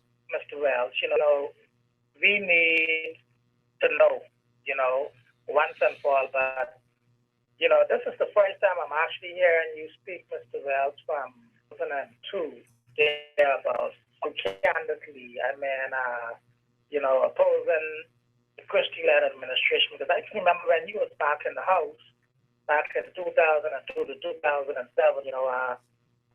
it seems as if the PLP and Perry Christie could not have done anything wrong. You supported basically everything. That's within your own right. I don't think that was so. I supported. I voted for the PLP in 2007, and I said it publicly. I mean, that's what happened there, the facts. But many things I disagreed with Christie and those on. But I thought between him and the Prime Minister, then Ingram, I thought Christie was the better man. Between him and Ingram, that was my view. Until the 2007, Mr. Wells. 2000, yeah, right up to 2007, up to 2012. Yeah, but that's fine, Mr. Wells. The good thing about it is that I am happy that there's a leader within the F&M who isn't as petty, I should say, as others, and he has left the door open not only for persons like Mr. Simonet, but also persons like you. Yeah, Mr. Menace, Dr. Menace asked me, and I looked at the situation, and I think that it is time for change in the interest of the country. But I don't have no axe to grind with him or with Christie or any of them. I just look out, but I speak what I think is best for the country. I applaud you for that. And I'm not hanging you at all, Mr. Wells. I mean, as a Bahamian, I really appreciate that because, as persons like you, who, myself, I've learned a lot from you politically over the years as a man growing up. One of the things that I most admire you for is when you decide to go up against Mr. Ingram and oppose him. But not only did you go up against him and oppose him, but you did the honorable thing and stepping down as the cabinet minister. I mean, I thought that was admirable of you back then, and I still think the same thing now. We all have our flaws, and it's good, to know that, the road to redemption begins with confession, right, Steve? So they say. So, confession, penance, Steve, and then absolution. I'm not going to take up too much of your time, Steve, but I tried to reach you on Friday past, and I tried to reach you again today. Let me just say that there has been a lot that you and I definitely have to discuss, and I was hoping that you can give me a time that 10:30. definitely dialogue. That number that you can call at 10:30. I'll be there, God willing. All right. 10:30 tomorrow morning. Yes, sir. God still alive. Yes, sir. I appreciate your call. Take care. All the best now. Other things too, Steve. Yes. Already. Okay. All right. Great. Yeah. So fella say, the road to redemption starts with confession. This person says, Steve, Tennyson got his voter's card in 15 minutes because of who he is. No. To the regular person down there, it is just stress. That's what this fellow said. This fellow who write back about the voter's card, saying that you get yours because you can walk in and walk out. Let me explain, in fact, what happened. When I met it, there was quite a number of people sitting there, and the gentleman told me to sit on the back row. Jeff Stewart was there. Jeff said, Tennyson, do you have your, they give you a receipt when you go to register. Right, yeah. I said, no, I didn't have a receipt. So you were delayed. So he says, when you got to go there, and there was about 4 or 5 people standing in line they took your identification, and then they find your name, and they say, okay, you in polling division number so-and-so. And that's how I got out there quick, because I was in the line, and so the lady said I was in Garden Hills number 1. They said, okay, right there is Garden Hills where I was standing. And very quick. But there, if I had sat there, if Jeff Stewart was not there and told me that if you don't have your receipt, yeah, they give you that. I would have sat in there maybe for an hour and a half or 2, but I made some inquiries. I see. As to what has to happen, and he said, if you don't have a receipt, you got to go there. And there was this lady sitting in front of the computer. And she said, okay, that you in Garden Hills number 1. And then I went to Garden Hills, and nobody else was waiting in the queue for Garden Hills at that time. And so I was in there, I say 15 minutes, probably less than that. Well, thanks. Thank God and thank goodness you got your card. Yeah, because you now could go, you pick it up before the deadline. One thing you're obedient now. they say pick it up before the 31st. You then got yours. Many of us got to go and get ours because we have to receive it as well. And that's what has to happen. But Tennyson, one of the things that's been quite interesting here is that Menace has pledged to engage and execute a real sale, he called it, a real sale of Bahama. He says, I don't know what it could mean when he says that he would explore and qualify a respectable purchaser so that Bahama can really be sold. I mean, do you understand what's happening here? Because obviously Menace is thinking that the place is not sold and we may not be going anywhere at all. Well, I think Menace is only repeating what Graham Davis said. Graham Davis said the sale has not been complete. Right. That's all. But Menace is also saying more than that because Graham Davis and those, they represent the Hong Kong Chinese who are looking to get things done. Complete the but sale. He's saying he wants a more reputable a group to purchase, a more reputable purchaser is what he's saying, more respected and kind of thing. He must look on a crystal ball. I cannot answer that. I do not know. I do not know. But if there's a contract signed by them, which I assume there must be, a contract signed with a completion date or subject to certain conditions, that the place has to be completed within a certain time and has to meet the certain standards and all of these things. So it cannot be completed until then. Now, ministers have some information that they are not going to meet those standards, and this, at the end of the day, abort it. He may know that. I do not know that. But I personally would be of the view, if the people are spending the $200 million there, like Allison said, that's what she told the press. She seemed to be very, very certain about what's going to happen. Who?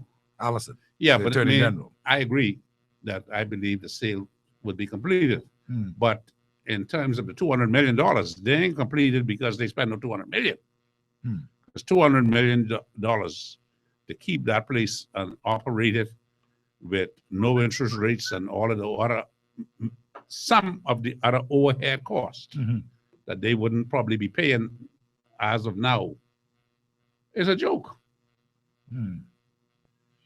I hear you. So we're not so sure what he's talking about there. So but, I'm not sure of it. I saw it in the But that was in the press papers this today. morning. Yeah, I wondered. I saw it in the press. I haven't even read the full story. It seemed like it so was. I don't know if the airline represents. No, it does. What he It says. does. It just Or seemed not. like it was a rush kind of announcement that took place sometime late evening. Uh-huh. And, so maybe the whole story has not been developed properly yet. But it's quite interesting that Menace seemed to be looking at a new business model in a way. He seemed to be wanting to get more people involved to kind of like catapult the Bahamas to in a different level. Yeah, but I listen. But there's a lot of things that he has to do, Tennyson, and you know that there are a lot of things that Dr. Menace has to do in order to bring this ship around. This could be. What are and some of then- those then- things, if you yeah. mind? I mean, just off the top of your head, because Take, for instance, Menace has indicated that he's going to deal with Over the Hill. Yeah. Right? Mhm. If he put that program in place, they put in place tax-free just zones. the incentive with the proper incentives, not just what they given the hotels or something like that. Maybe real property tax off for a business license and all of these things that people can get going, right, for a couple of years or so many years or whatever. And he start gradually, let's say the first year, put in place a proper sewer system coming down East Street and Market Street. And then hook into Lewis Street, and then these little corners, McCullough Corner, and so forth. Right. Government will have to if you drive through some of these corners now, all those old shacks, many, let me put it this way, many of those shacks are gone. And the government start looking at the land, zoning it properly, and saying, okay, this is the plan for this area. We could put a business here, we could put a bank here, we could put a medical center here, the usual things that will go in developing a proper community, shopping center, condos, and stuff like that. Widen the roads. Some of those roads need to be Of course. widened and stuff like that. But it has to be a planned thing. If he get one block, if he get Lewis Street, say between Jail Alley and Lewis Street or Hay Street done in the next, that would be a major achievement. Really? Right. You go from Lewis Street to, let's say, East Street to Market or Blue Hill Road. Get a sewer system, go straight down there. Yeah. And next so many years, he do another block. He may be able to do more than that. Maybe, let's say, he go around the Taylor Street in the first 5 years. Yeah. That, I don't know how fast that could go, but it has to be planned. And the people have to be given the incentives to do it. And that is what convinced me that Menace was serious and had the interest of the poor man. When he sat in my office and he told me that this was his plan and there were people who were fighting him on it. Was fighting him. The usual suspects, I suppose. Right. And that is what convinced me that Menace was serious, because he stood. He didn't back down on it. That convinced me. So people should that he could would put make some a stake in serious that. difference. That's something that people could put a stake in. That Yes. This is kind of like as real as it And gets. it's simple, you take the sewer lines that are probably on Shirley Street, right? You come over East Street, you put a manhole and you have a pumping station. You set up the proper sewer system. Maybe on one of them things should be pumped across to one of them keys there, so with a sewer station don't, smell up the place and all that sort of thing. But it's not what do you call it? Rocket science. Running a couple of pipes with some pumps, some holes in the ground with the proper grades on them. And it's simple to do it. But we make it so expensive. We allow people to mark these things up 200% and 300%, like all of these roads, the roads that were they built here. They don't really cost those things. If you sit down and you do them, and I know what I'm talking about, because I do develop. I sit down and I watch what the contractors do. I then go and I do my own assessments and look at them, and I know what it could be done for. So this And is all so- markup, and we have to pay the bill. Yeah. You Well, got Dennis, people let- doing when they go to work, they come to work 9 o'clock, Mhm. but you pay them from 8 o'clock to 4. Mhm. They come to work 9 and they leave 2:30 and 3 o'clock. Yeah.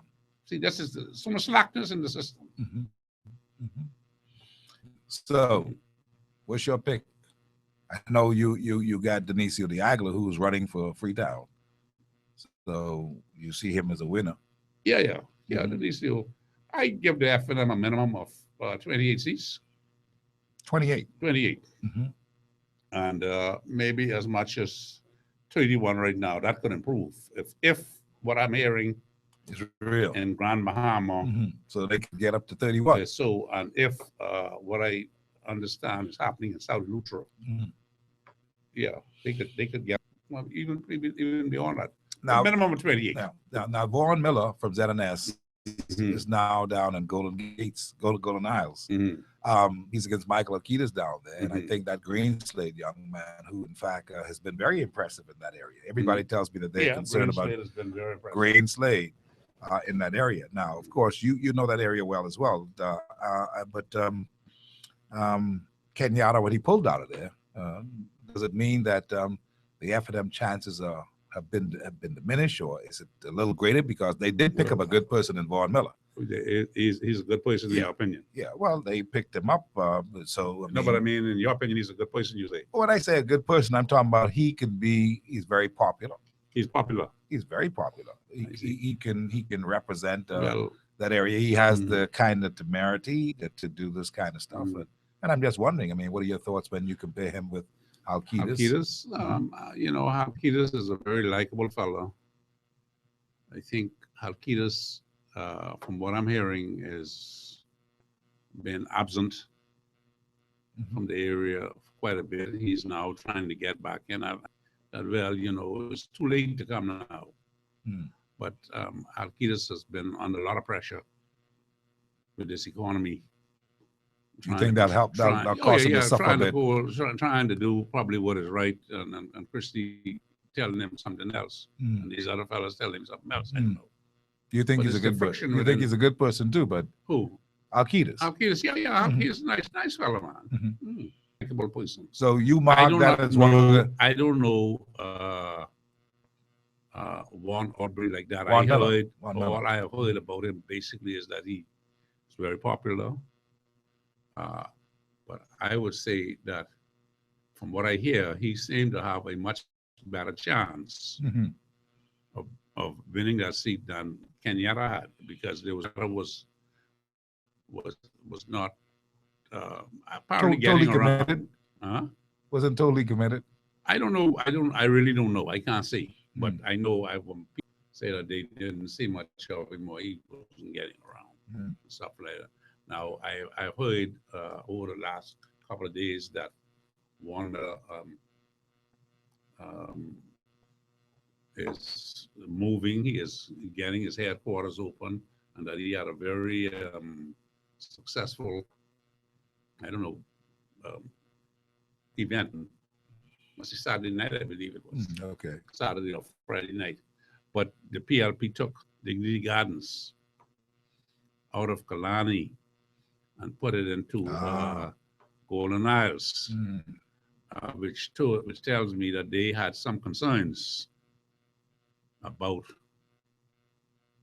Alcides winning In the the first area place. the way it was Yeah, before. Right. I may be wrong on that, but when you see they take Dignity Gardens out that they believe is a low-income housing project, and putting it there, they believe they have the majority of votes there, and you would have thought that they would have taken that and probably put it on to Southern Shores to try to shore it up. But they didn't do that. They took it and they put it on to, I think they've given up on Dorset. You think they then throw Ken Dawson under the bus? Yeah. After all that Ken Dawson did to hold them together? Yeah, Oh, my goodness. Good fella too, nice fella, but I think he's gone. The FNM probably will sweep the South, the southern end of the think- island, you think so? basically. What's his name? Shane Gibson Yeah, I was going to ask you about him. Well, Shane probably will survive out there. I mean, he'll be probably the only one out there survive. Shane is that folks fella is going against Shane. Yeah, but and that's folks. He's also doing very well. Yeah. He came to see me. He was having a little event, but must be about 6 or 8 weeks ago. No more than that. And area that he's running in quite well. I asked him quite a number of questions about people, and he's I on was the quite ground. surprised. He's been on the ground a little while. Yeah, I was quite surprised of his knowledge of the area and the people who were there. But look at this. There's some things that that are happening. For instance, let's look at Fox Hill. Fred Mitchell, Chanel Ferguson for the FNM. Yeah. I mean, and John Pinder for the People's Movement, not People's Movement, for the UDP. UDP. John Pinder. Yeah. John just had his launch the other day inside there. And I came up- understand he had about 5 or 6 people there. He was there. He had, that was your man, you should Say have what gone you- out every month. Stevie, yeah, what Tennyson say? Say John had about 5 or 6 people there. Come on, man. He had more than that. That's what they told me on Saturday morning. They lied to you. They lied to you. John and Greg had a number of people there, and they did pretty. Greg Moss. Greg Moss. Okay. You think he'll lose his seat, Greg Moss? Do you think that Greg Moss will Yeah. lose his All the seat? reports I got out of Grandmama, Michael Pendark and then the dancer. Really? Yeah. But what do you think of Chanel Ferguson and Fox Hill? I don't know. Hmm. She ran last time, right? Yeah. I was told by her coordinator, I think the person who was coordinating her campaign, that she has been on the ground for the last 5 years, which surprised me, right? Because I never heard that before. But this guy, who was a very responsible person, Yeah, he says that she's been on the ground. that she was on the ground working and she never stopped working. Yeah, well, that's good. Fred Mitchell is no easy pusher, I can tell you that. But Fred but Mitchell Fred, got his Fred could be beaten, and I think Fred probably will get beaten this time. from John? No, not from John. No. John From is Chanel? not gonna- John is Chanel. Okay, we'll see. Chanel is she, if what they tell me is true, though, that I do not know. But if you look at the demographics of Fox Hill, there's no reason why Chanel shouldn't beat, not necessarily Fred, but beat the PLP. Yeah. The Fred is a different kettle of fish. But he will go down. Okay. Right? It ain't maybe nothing to do with him. He'll go down because the ship's going And down. if you look at the demographics of Fox Hill boundary is Prince Charles Drive on the south, up to Sherwood Drive, go across Sherwood Drive to by San Souci and come out of there, come back down Fox Hill to, I think, Step Street, the northern side, and you come through Fox Hill Road to Step Street. The northern side of Step Street is in Montague. You go around there somewhere by Johnson Road, and then you come down to The northern side of Graham Johnson Road and all that is in St. Anne's. St. Anne's, right. And there's some little corners there that you come down through, and you come down to Blair, right? To the Graham Acres and Blair. Then you go back out through Blair till you come out east of to Bernard Road, and you go up Bernard Road to Windsor Drive or whatever it is. Go south on Windsor Drive to back to Prince Charles. So she got that hardcore black belt area right in there, is what you're saying. If you Chanel. No, she get, see, you take the Windsor Estates and you get Jane Street, she get part of Beniston. Ah, okay. She get all of that, right? Okay. She get Owen Johnson Road area where there's she get a portion of Johnson Road area where there's a conglomeration of Long Islanders who they can vote FNM. Oh, they vote in FNM. That's she get that's just the places way it like is. Foxdale. She get you go to Sherwood Drive up there and in San Souci area, all the eastern estates. I don't think that they're gonna vote PLP. Fred will have to win around the Jungle Club in the back there. So what's happening with Dr. Sands. Now, you know, Ryan, the lion is no longer there. He has been on the ground. He's been doing some No, stuff. Dr. Sands will win this time. You think so? Yeah, I think Third Dr. time's the Sands will charm. He'll pull it off. And I have quite a number of persons, the production manager at Echo Water live in there, and he told me that whole area in there is going after them. The whole area. Yeah. This is the area there west of Foxhill Road and Lamumba Drive and back to Hannah Road. What about the young senator, Lanisha?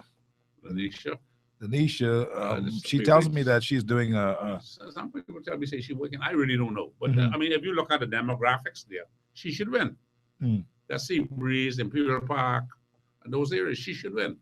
Here again is a lot of Long Island people and people from Spanish Wells and the Luther and those areas who live in there. Right. Let me take these final two calls for today. Hot Copy, how are you? Hey, good evening, Mr. McKinney. How you doing today? Very good, thanks. And good evening to Mr. Wells. Good evening, sir. Very, very, very enlightening conversation. Mr. McKinney, I'm going to speak to the topic, but I just want to make a quick point that would lead into my point. And it has something, in my view, what I believe to deal with, responsible journalism and the talk shows that are on.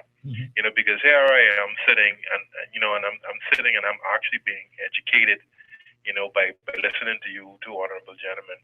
And I'm getting a much more clear and political understanding as to what is going on with this political landscape. But yet, we have talk shows, that show absolutely no respect, for the men and women, that are in power, that hold some of the highest office in our country. I was listening to a talk show, I think it was yesterday or the day before, where the host actually referred to Dr. Minnis as a dumb person. And in my view, I want to know how can a man like Mr. Wells said, a very, very wealthy man who came from humble and not so good, beginnings, rise to be, one of the most wealthiest persons in the country.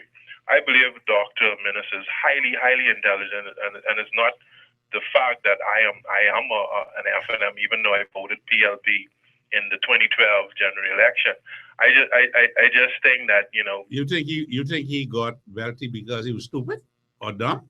That's what I'm saying, and so I don't know why the persons who call them stupid, they probably don't have 2 cents to rub against themselves. And like I say, even though he's a public figure, I mean, we all know who I'm referring to, but I have a real issue with that, and as much Terry Gladstone Christie, the right honorable Prime Minister, grinds my gears, I would never ever disrespect him publicly or privately. Yeah, you don't say things like think that. You don't you call should have people respect dumb. for his office. You just don't do that. And so so I hope he's listening.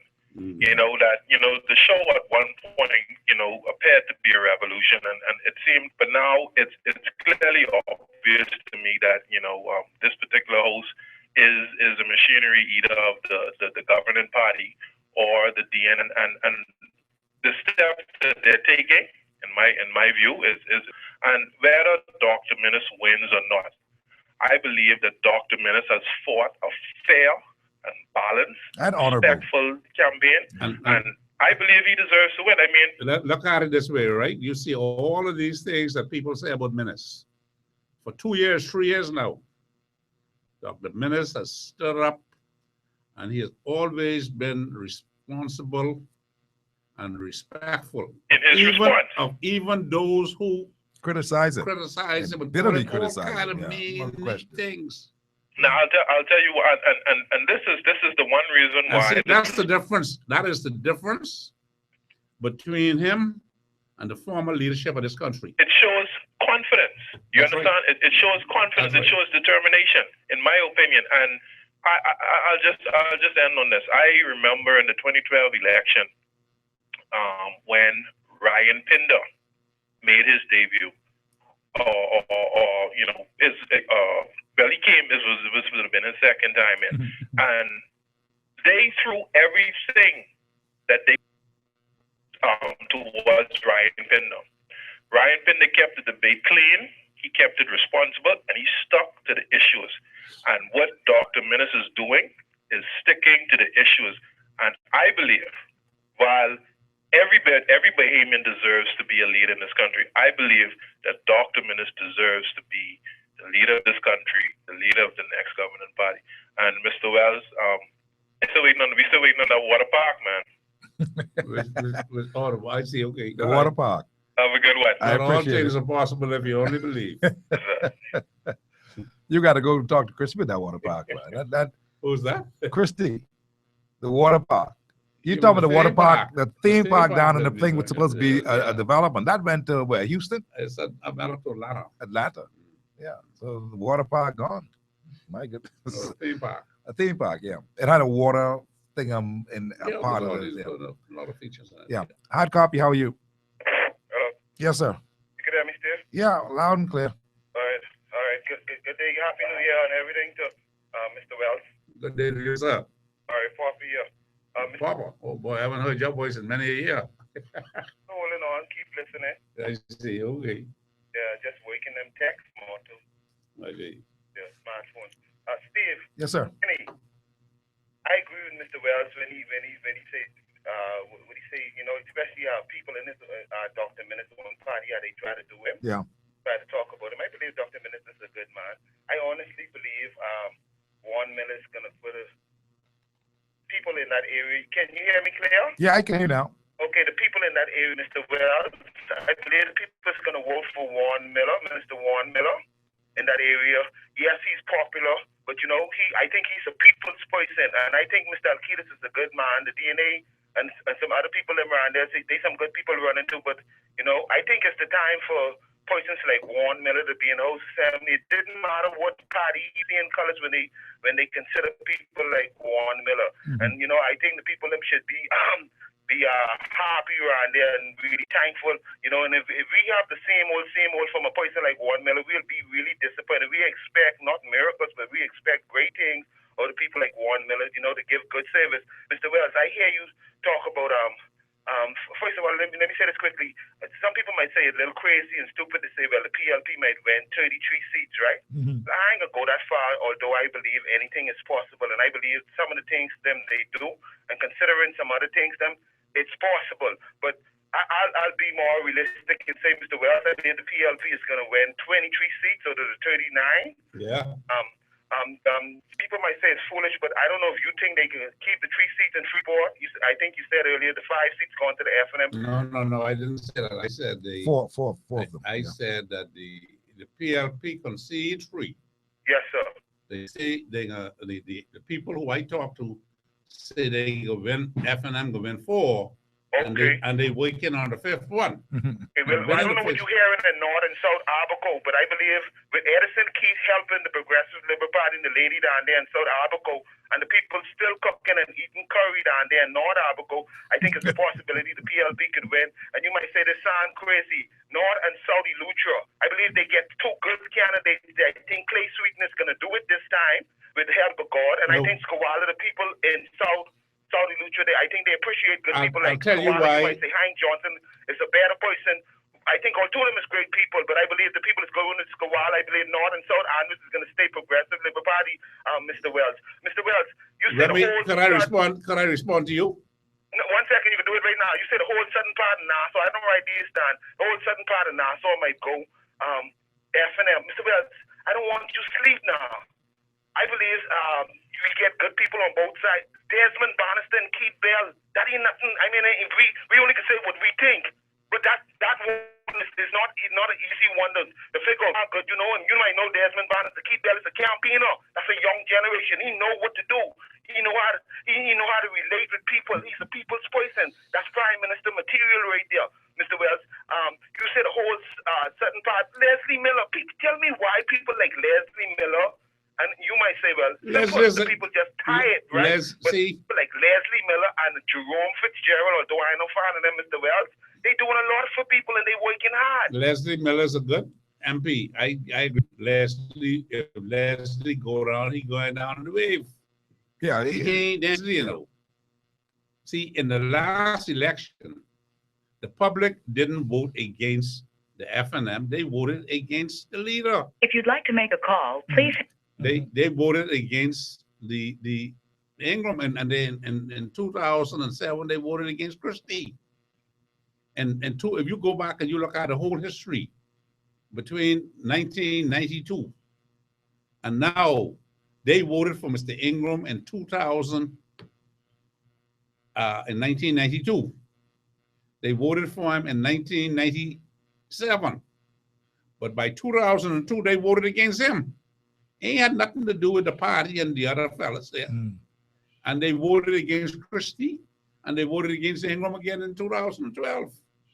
Yeah, I see your point. And that is what is, in my opinion, that is what is going to happen this time. The people are just going to vote. You believe there's going to be a wave, and that wave will sing the ship, right? Of the and PLP. Very few people will survive that wave. Understood. You mark my word. Listen, Tennyson, there's something here that I must ask you as I look at the time. We have to stop in a minute. And that is, this person says, Mr. Wells, what's your opinion about Bamboo Town, please? What's happening in Bamboo Town? Now, I know that you've got your man inside there who I believe you favor him, Renwood Wells. Yeah, I favor him. But this could be an interesting race. Renwood Wells along with Greg Burrows. Listen, in Bamboo Town. And Brandville McCartney, another one of your fellas. In Bamboo Town. Oh, you didn't hear that? Huh? I said, another one of your fellas is Brandville McCartney. Brandville McCartney. Well, you know, he put a beating on me. In 2007, I was running as independent. He ran as F&M. But that same statement tell you what the depth of the F&M support is in Bamboo Town, right? Renwood Wells is a very amiable fellow. He's a very intelligent person. He is very sincere in his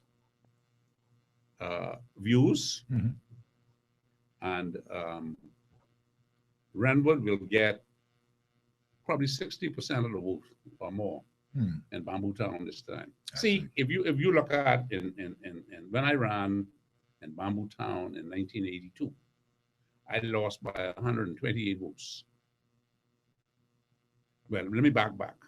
In 1977, Charlie Hunt, Pinder, and Menace, Leander. Leander Menace ran. And they were almost even between the two of them, but Leander won because it's three races: the F&M, the BDP, and the PLP. Right. Back then, there was about 2,000 votes in the area. Right. Then in 1982, I ran. I got 900 and some votes, and Leander got 1,000 and some. Still around 2,000 votes. Right. In 1987, I beat Leander by about 150 votes, 148 or 49 or something like that. In 1992, I think it was Leander's son who ran against me, or Kelsey, one of them.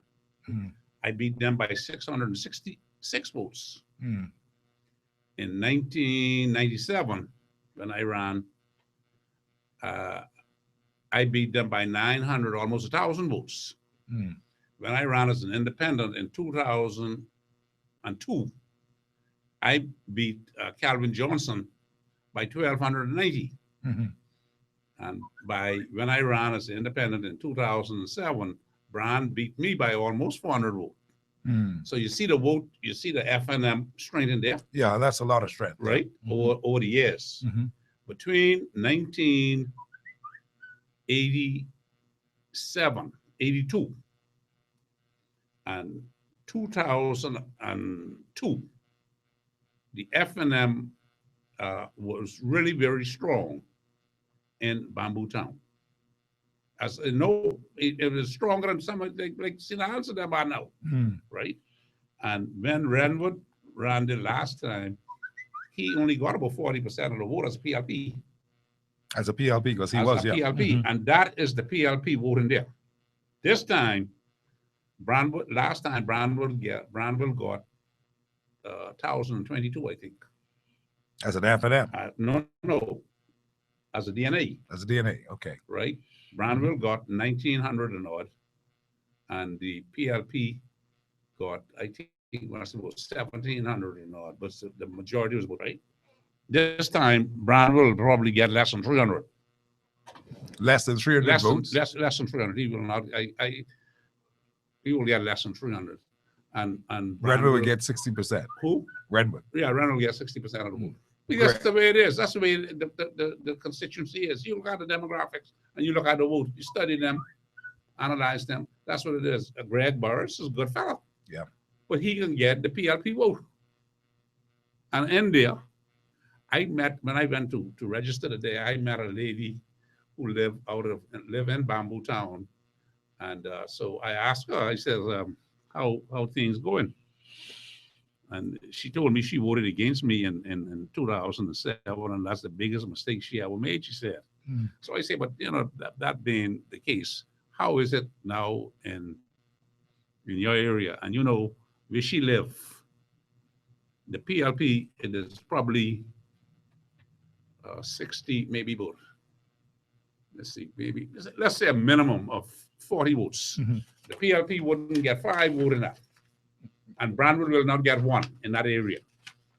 There's a particular family, a group of people who live in there. This boy, McDonald, Godwell McDonald, what is his name? Yeah. He got some family living in the same area. Yeah. And I talked to another lady who lived through Antonio Drive, came to see me on Friday. She called herself a prayer warrior. And they know everybody. And so that's where I get my information. I understand. But listen, I'm going to have to stop right here at 7:30, and I appreciate you being here today. Late as that? Yeah, we've got to do some more talking as the days tick away, and the time is of the essence, as you know. This is election time, and I appreciate your comprehensive report, and certainly how you've been able to look at the situation and share with us from Brent Simonet to Minnis and the Bamboo Town to the Bahama thing, and then of course the Bamboo Town, a little about the dump. Do you think that this dump thing is going to hurt Christie or help Christie? It is. It has hurt them and will continue to hurt them. Even though they've been doing a good social outreach. This week, when it was one day when the wind shifted, this week, everybody in this island was affected by that dump. When you got up that next morning, all over you see the smoke. Yeah. I live up on top of Blue Hill. Yeah. And I look straight around the island. Smoke. Smoky time. Right. And everybody, and you smell it as well. Yeah. And see, people facts on why that is like that. This is almost unforgivable. Yeah. We're going to talk with you some more, Terrence, and I'm sure I'm going to get you again before and see what happens. I appreciate you being here today. Well, thank you very much. I appreciate you having me on with you. Absolutely. Let's go home, Steve.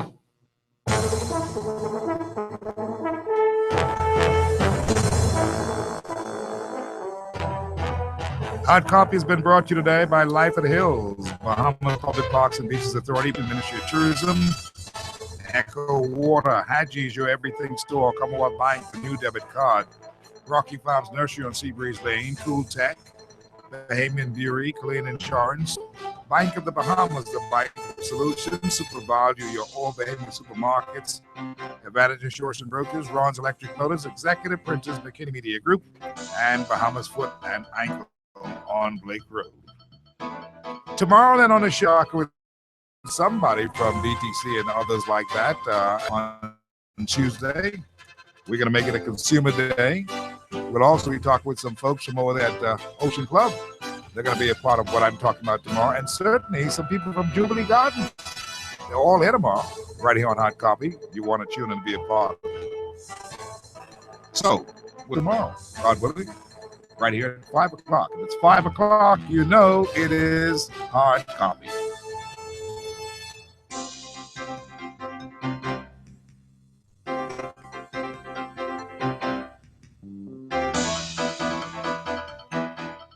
This is Peace Radio After Dark. Yeah.